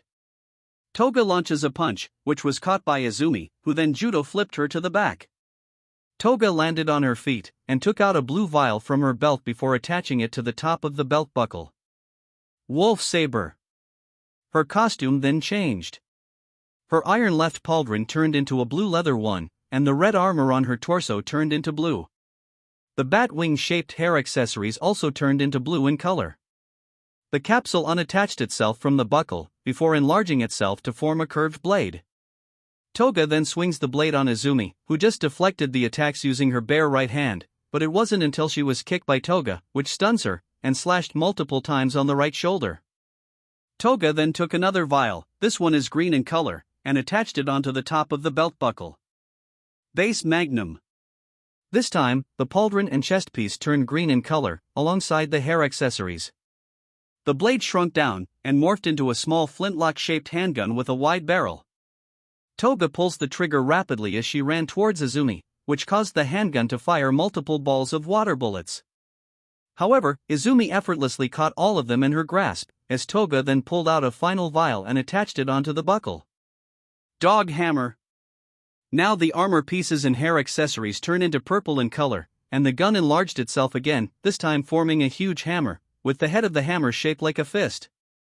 Toga swings it down at Izumi, who caught the shaft just before the head of the hammer hits her. You are still too weak, Toga-chan, Izumi said, before she yanked the hammer over, causing Toga to be sent flying towards a tree which then fell due to the impact with the hammer's head. Toga's armor then went back into red in color, her pauldron returned into being an iron one, and her hair accessories returned into yellow in color. This leaves the remaining 3 students of UA to face Izumi. Deku was already transformed, so he just pulled out an attack card. Henshin. ᴍᴟ shouted, card in hand. Beep beep beep standing by.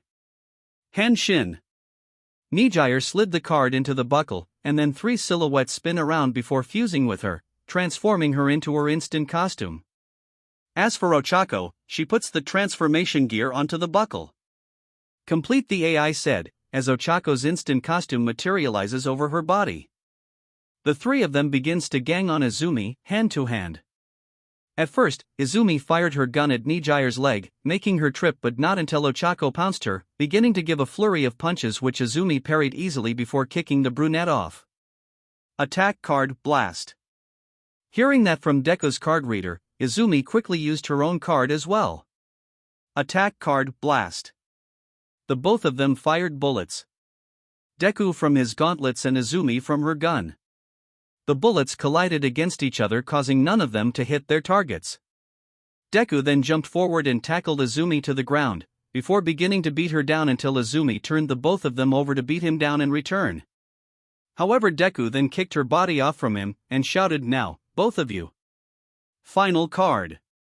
Exceed Charge. Ryukyu's ethereal form flies behind ᴍᴟ, as she floats up while Ochako readies herself to make a jump. Izumi stood up, and looked at the duo readying themselves to launch their kicks. ᴄᴟ started first, as the dragon behind her fires a shockwave, which launches her from her position towards Izumi in the speed of a bullet. Ochako jumped, and flipped once as the pointer on her right leg armor shoots out a laser beam that sticks onto Izumi's body and widening into a cone drill. Afterwards, Ochako felt herself being pulled towards the cone to execute the kick. Izumi sighed. Are these all? Boring, so boring. Ochako and ᴄᴟ's kicks landed onto the both of Izumi's hands, which caught them, stopping their attacks. The laser cone disappears due to the failure. She then threw the both of them away towards a tree, before pulling a card. It looks like we will have to meet another day. One-chan will leave you a special gift, enjoy. Summon card, mirror ᴄᴟ. She pulled the trigger, and a clone of ᴄᴟ in her instant costume, which is all black in color in contrast to her blue-cream-white. The mirror ᴄᴟ made a small hiss as she approached the real one, murder in her mind. Ochako tried to block her way to ᴄᴟ, but was effortlessly slapped away. Deku looked at Toga, who was about to wake up from the attack just now. Quirk conquer card ⴅ vampire. Toga, this might tickle a little. Toga made a confused face as she stood up, until Deku made her back facing him. And with a slap to the back, Toga turns into a ball of light which goes inside Deku's body. Then a plethora of cards flew out from the card book. Seeing that Ochako was expelled from her costume, he decided to borrow it for a moment. Transform card ⴅ gravity. And Deku's body glowed before reappearing as a complete double of Ochako in her instant costume. Ochako looked at awe, at her double, which was once Deku. It took a little time for him to adjust to his new body, before he flicks his right wrist and ran towards the mirror ᴄᴟ, kicking her away from the real one. Attack card ⴅ pointer. Deku then took his card book, which then extends to form a lightsaber-like sword. He and the mirror ᴄᴟ then engaged in a sword fight, in which both are evenly matched. Final attack card ᴜᴜᴜᴜ. The lightsaber then glowed a little brighter before Deku struck the ground beneath him with it. Then a surge of red energy coursed itself underneath, towards mirror ᴄᴟ's feet, before trapping her in a no-gravity-like state. Deku then ran towards her and slashed her multiple times. Phi. The mirror ᴄᴟ then fell down, shaking before hitting the ground once hour of pure rage. She made a low growl before standing back up, and pulled a card from the buckle, and inserted it into the dragon gauntlet on her left arm. Final card. With this, Deku quickly returned into being Deku, and expelled Toga from his body, since he already conquered her quirk. ᴄᴟ-senpai, this might tickle a little. And after a slap to the back, ᴄᴟ turned into a ball of light as well, and after going inside Deku's body, few more cards appear. ᴄᴟ-senpai, if you can hear me, use my body's strength in place of your fatigued one. Transform card Kishi ᴄᴟ. 3 silhouettes spin around and fuse themselves on Deku's body, and after a bright light blinded everyone's vision for a second, he appears as ᴄᴟ in her instant costume. Alright, Izuku. Let me do the honor. Final attack card and a ᴄᴟ. An ethereal Ryukyu then flew behind Deku, as the mirror ᴄᴟ did the same. The only difference is that their colors are different. The real ᴄᴟ's Ryukyu is blue in color while the mirror ᴄᴟ's is black in color. The both of them flew up a few feet from the ground, before they were launched from their respective Ryukyu's blasts. However, Deku's kick hits the mirror ᴄᴟ in the chest, causing her to scream in pain before exploding, and returning into being a card which flew back to wherever Izumi is at. The ball of light, which is ᴄᴟ, flew out, and transformed back into herself, as she then unattached the card from the belt buckle to return into her uniform, while Deku transformed back into his uniform by removing his belt buckle. Toga transformed back as well, her bat-like device flew off from the belt and onto her hand. She made a small glance at Izuku before leaving. Twice, in his civilian outfit, took a read on the latest newspaper. What's this? The red Helen strikes again? Once again the only sign of them is a flash of red? Terrific news, twice. You still didn't find us a suitable hideout, unlike this junkyard of an apartment. Magnus said to him, gulping down a bottle of beer. Well, I never told you that you're free to drink any of my beers either. Cheap beers still cost money. Meanwhile at UA, Aizawa showed them the news via projector, and everyone in the classroom became astounded. What's the red Helen, Aizawa-sensei? Kaminari asked. Isn't the red Helen a name of a species of butterfly? Momo asked. Technically, Yaoyorozu is right. However, this name quickly became the talk of the nation. He then presented another slide which shows several A-rank villains were found beaten down, and the only thing that stands out there is a flash of red. Another slide shows another villain, found all bruised up, and behind him is a masked teen in red armor. What's distinguishable from the figure is the horn on the right forehead. Izuku became intrigued. He begins to wonder who this red Helen is, and what their quirk is as well. As class ended, the students went back to the dorms and began to ask about hero work studies. Izuku attempts to call Gran Torino, but he was busy when he answered. He told Izuku that All Might can introduce him to one of his former sidekicks. Sidekick. Izuku remembered his time at Island and what happened there. He met All Might's former sidekick David Shield and his daughter Melissa. He forgot to bring the card book and buckle at the time, which makes it more harder after villains struck the island. Magna lies dead on the floor, upon being touched by the arm of a black-haired adult who calls himself Overhaul. Her torso exploded, leaving only her underbody to fall down. I already told her to go easy. We've lost a lot of members already. Dabi sighed in disappointment. He is still shocked by Mr. Compress's demise and Toga's sudden betrayal. Tamura, enraged by this, attempts to kill Overhaul, but his subordinate took the blow instead and died. The meet between the Broken League of Villains and Overhaul's group, the Shai Hasaikai Yakuza, ended bitterly as a result. At that time as well, Izuku was at where Sir Night-Eye, the so-called former sidekick of All Might, is working. Night-Eye told him that he isn't worthy enough after a spar with him, since his attacks were too predictable for his quirk to read. At one point during their breaks, Izuku asked Night-Eye, "Ever heard about the Red Helen?" "Ah, the hero that appears as a flash of red?" "Indeed. It's said that villains who tried to fight them lose before the fight even begins." "Any thought on what quirk does this Red Helen have?" "It's possibly Overclock, once belonging to the ᴅᴇʟᴜᴜ. However, it couldn't be him since he lost his quirk." I see. So, a speed-increasing quirk, just like Ida-san. Meanwhile, somewhere in the middle of a city, a liquor store explodes and is burned to the ground. Several tattooed individuals try to run away from the burning site, only for them to vanish and reappear inside jail cells. They had invoked the wrath of the Red Helen. What? One of the establishments in which we gave them protection rackets got raised again? I see. Overhaul hung up afterwards. What is it, boss? A man in a Black Plague mask asked.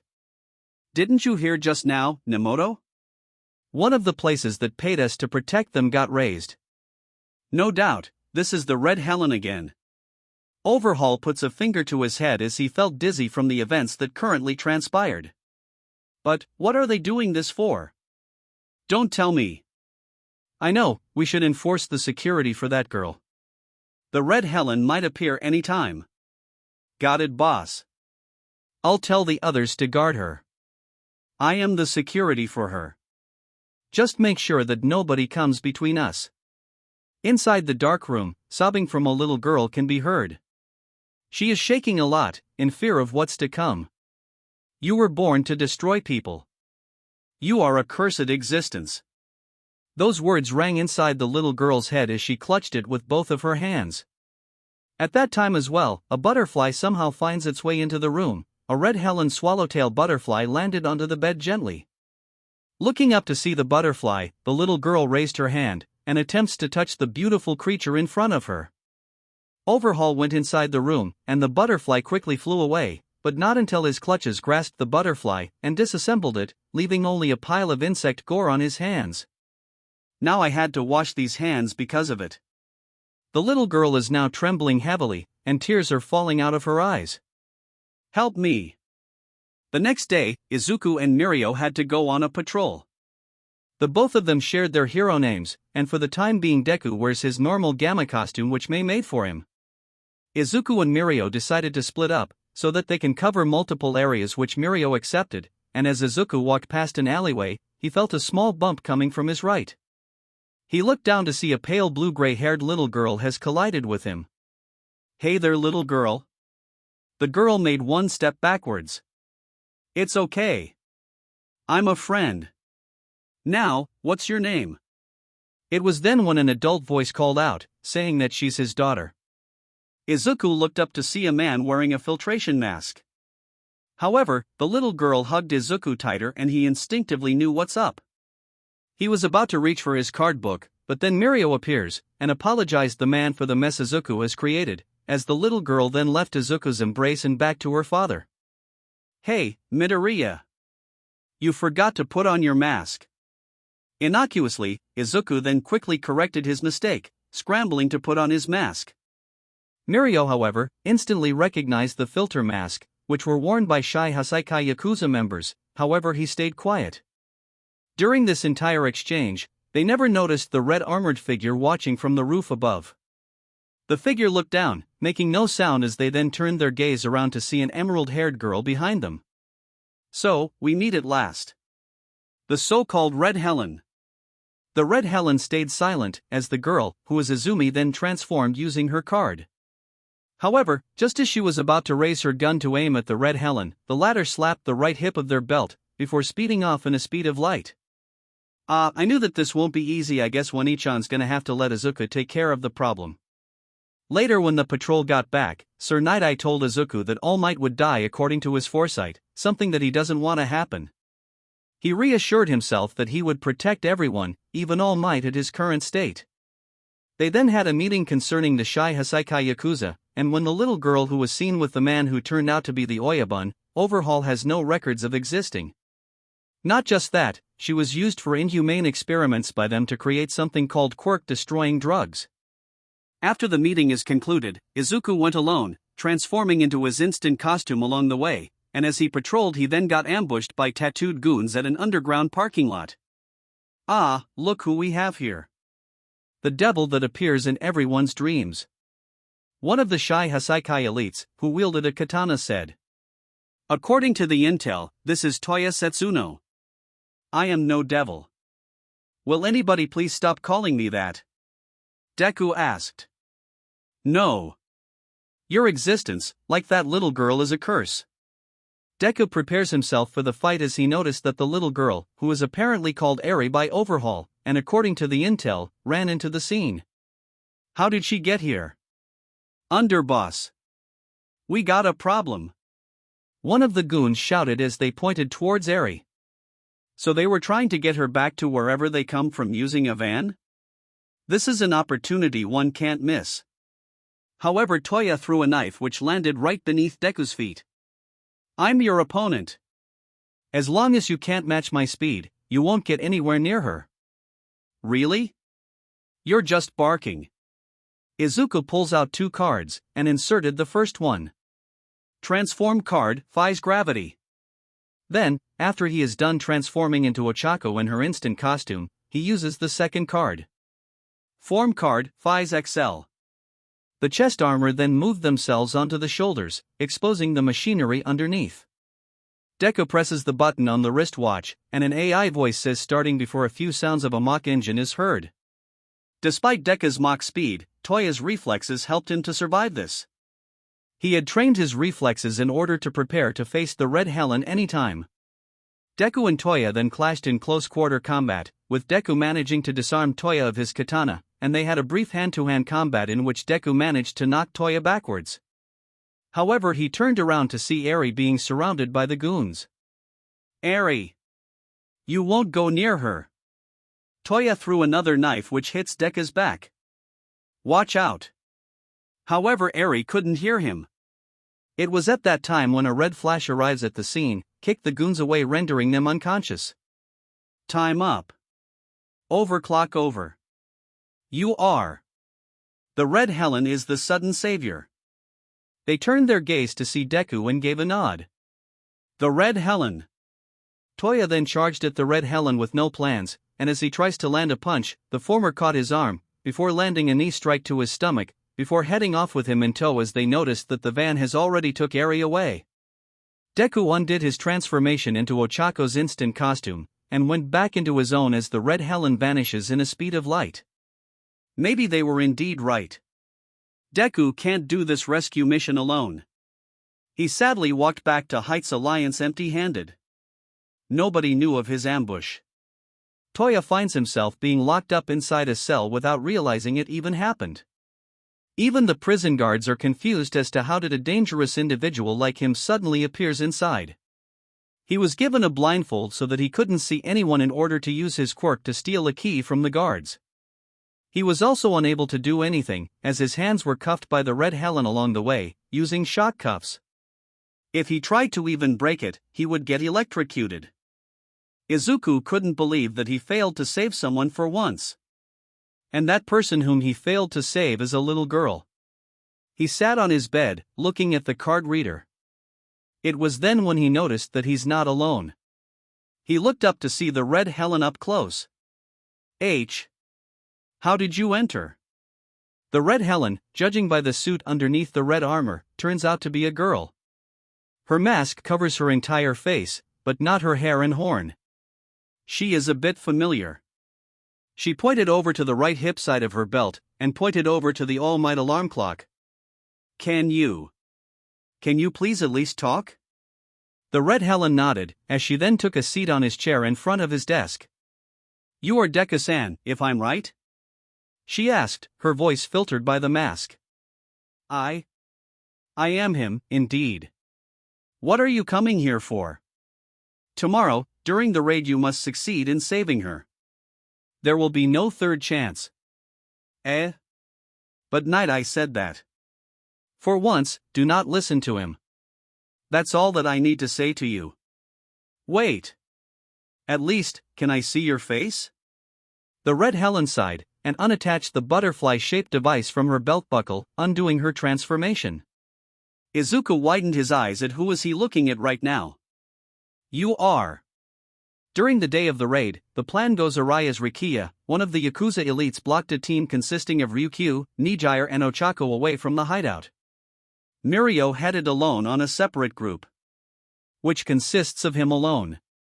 He asked himself, where on earth is Midoriya? While the third group, which has Aizawa, Tamaki and Fat Gum, were fighting against two members, Yuhojo, a bald man wearing a face mask, and Sora Mitsutabé, a guy wearing a sack hood. Man, looks like Tabe is not going to win any fashion shows with that getup. What do you mean, with that getup? Tabe asked. Focus on the fight, sackhead. You said. Tamaki told Aizawa and Fat Gum to move ahead and leave the two to himself. As a result, he was overwhelmed by Tabe's quirk to eat Tamaki's attacks, which includes tentacles and such. However, a red flash took care of them both, leaving Tamaki confused, as they then disappeared after getting hit multiple times.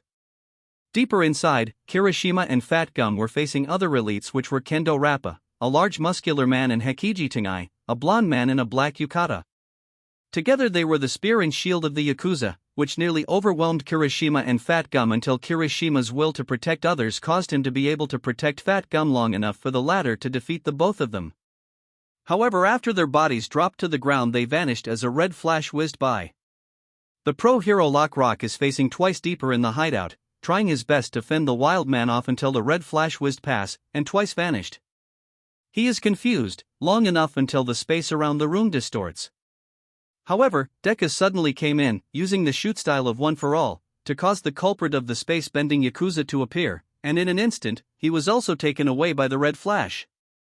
And finally, Mirio, or should we call him Lemillion, after using shortcuts was able to catch up with the four remaining Yakuza. There are Overhaul, Chrono, Shin Nemoto, and Didoro. However, both Shin and Didoro were effortlessly beaten by Lemillion and his quirk, and is about to attack Chrono when all of a sudden a red flash appears in front of him.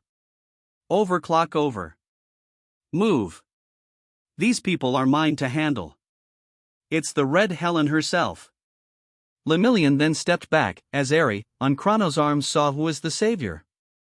The red Helen looked at Eri, and spaces out for a bit before slapping the right hip side of her belt. Overclock up. She then vanished as a red flash, and knocked Chrono off, causing him to drop Eri, and she attacks Overhaul from all sides, rendering him unable to defend himself from the high-speed onslaught. It was, until ᴘᴏ aimed his revolver at Eri, who was still midair. He pulled the trigger, and Mirio stood in the way, causing him to lose his quirk due to the quirk-destroying bullet ᴘᴏ shot. He fired a second time, and this time it hits the right hip side of the Red Helen's belt. Overclock over. And with this, she went back into normal speed, and was slammed to the ground by Overhaul out of surprise. The butterfly device flew away from the belt and her costume dissipates, revealing who is underneath. It can't be. How? Is this even possible? The entirety of the hallway looked over at Eri, and to the person on the ground. She is wearing the UA high school uniform, and she had a horn on the right side of her forehead, and pale blue hair. Eri! Why are there the two of you? Allow me to explain. From the distance, Izuku walks over to the hallway that is already reduced into a battlefield. It's actually quite simple. Many years into the future, Midoriya Izuku has become a pro hero and is the number one which everyone looked at. By his side is a little girl who called him father, standing by his side, telling him that she wanted to be like him. However, Deku told her that she should be her own person, which she took to heart. She trained for years until she enrolled in UA, where she became the top student in only a matter of days. Instant costumes became the best way to fight villains, even for those who are quirkless.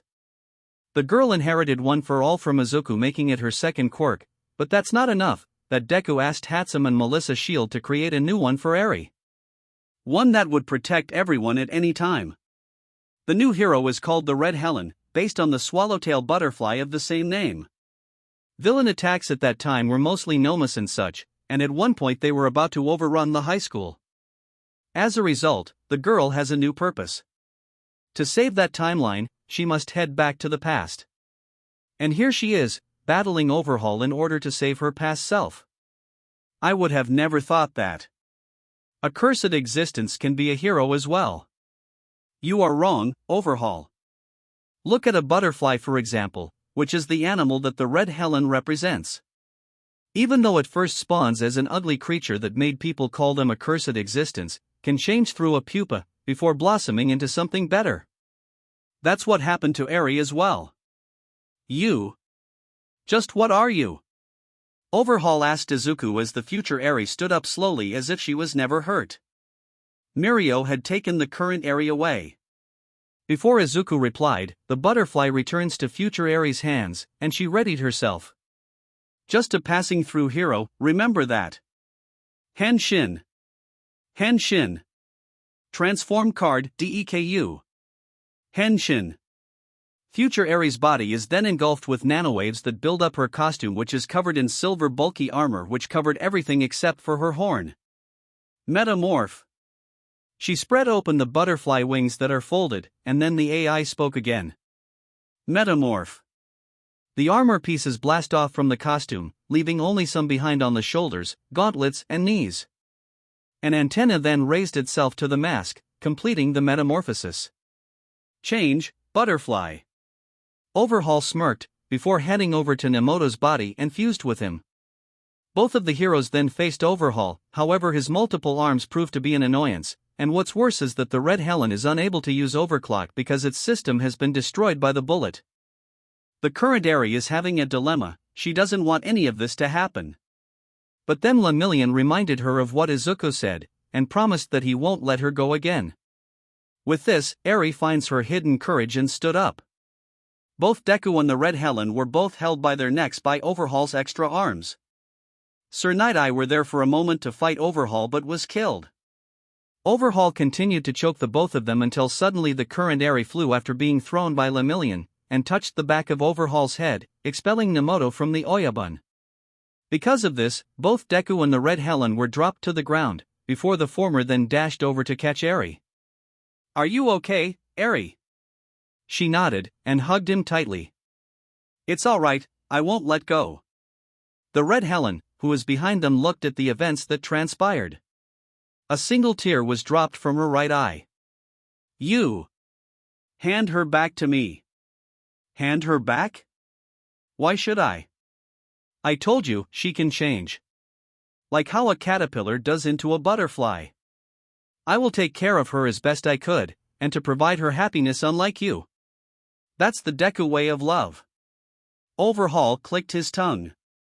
However, all of a sudden the foundation above is ruined, revealing a giant ᴜᴇᴜ. Overhaul then fused with him to become something even more sinister, only to take Eri back.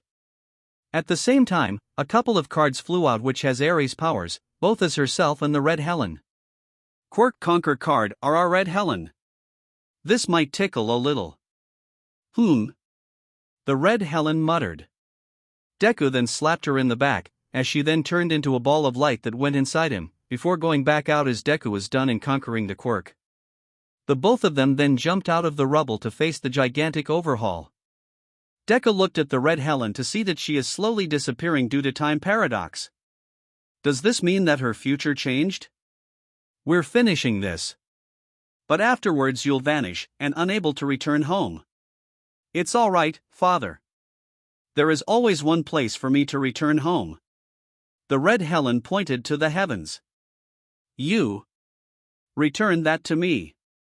That cursed child. As long as she's under my protection, that will never happen. Final attack card are our Red Helen. With this, Deku went in a speed of light that staggers the giant Overhaul, giving the Red Helen time to reverse him back to when before Overhaul fused with ᴜᴇᴜ. ᴜᴇᴜ fell down, shrinking and unconscious due to exhaustion as Overhaul fell from the sky, right towards the Red Helen below who was back facing him. 1 2 3 She pushed the 3 buttons above the upper wing of the butterfly, before folding them. Rider kick. Overhaul screams as he fell right towards the Red Helen, executing a reverse roundhouse kick, which hits his head, while Deku does a flying kick in lightspeed which hits Overhaul in the back. A huge explosion is what happened afterwards. Both Deku and the Red Helen then removed their costumes respectively. It's finally over. Yes. My time as well. Future Eri looked at the current Eri and gave her a smile as she then faded from existence. The current Eri hugged Izuku tighter, in response. Overhaul laid unconscious on the ground, being left for the police to take him away. Izumi came by, with her gun in hand, and sucked away his quirk. May your hands be unable to harm anyone else, Chisaki Kai. Ufufu.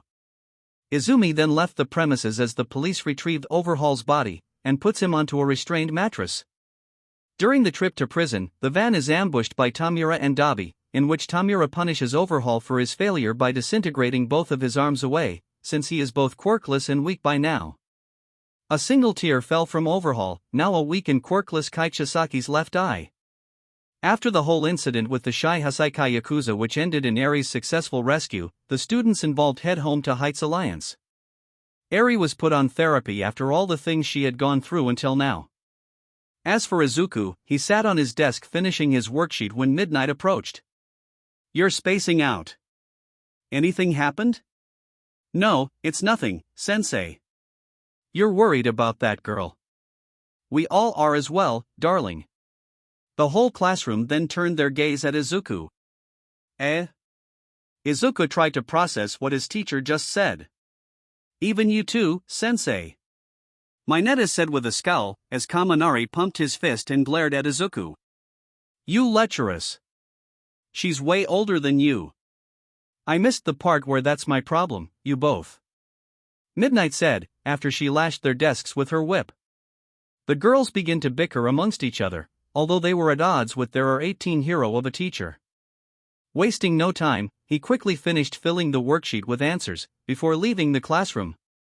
He headed over to the infirmary where Recovery Girl is having trouble talking with Eri. No matter what she did, the little girl didn't budge. However, when Izuku entered, Eri quickly looked up and widened her eyes, not in shock but with relief. She really liked you, it seems. It's a long story. Izuku then took a seat on the chair beside the bed, and Recovery Girl stood up before walking away. I think I should leave the two of you be. After she left the room, Izuku took a breather before he begins to speak. Still thinking about what happened, Eri? Izuku asked softly. You? Are you really never leaving me? Izuku made a small smile. Of course not. Even if those people came back, I will always be there to protect you. Promise. He then casted his pinky finger. What are you doing? It's a pinky promise. A promise that I swore that I won't forsake. Eri then slowly adjusted her pinky, and closed her hand's distance to Izuku's, and their pinky fingers met, and Izuku wrapped her finger with his. Will you really? Izuku nodded. For the first time, Eri then smiled a bit before speaking again. Thank you. Papa. Papa. Momo, Toru and Nijire's voice are heard from behind Izuku. Izuku shakily turned his gaze around to see the girls standing outside the room, apparently hearing all of it. It's all fine hearing your conversation with Eri-chan, but her calling you Papa? Jiraiya asked. Then it would mean one of us has to be the mama. Mina shouted, making a cheeky grin. Girls, don't start. But it's too late. They started bickering amongst each other, even Midnight is there to argue. You didn't even have a child, sensei. Ochako said. All of you weren't even married yet. So did you, sensei, ribbit. Ignoring their catfight, Izuku handed Eri a case. What is this, Papa? Remember that girl? She left this before she go missing. Oh. Izuku opened the case slowly, revealing that inside it is the belt that belongs to the Red Helen. Do you want to be a hero, Eri? She nodded. Yes, yes. I want to. I want to be like Papa. Izuku chuckled. As Izuku begins to talk to Eri for a little while and the girls still arguing, a figure sat on the branch of a tree holding a gun. Looks like we're going to the next phase, aren't we? Just you wait, Izuku. This is a trip that you're not going to avoid. She took a card from her book, and chuckled as she begins to stare at it for a moment.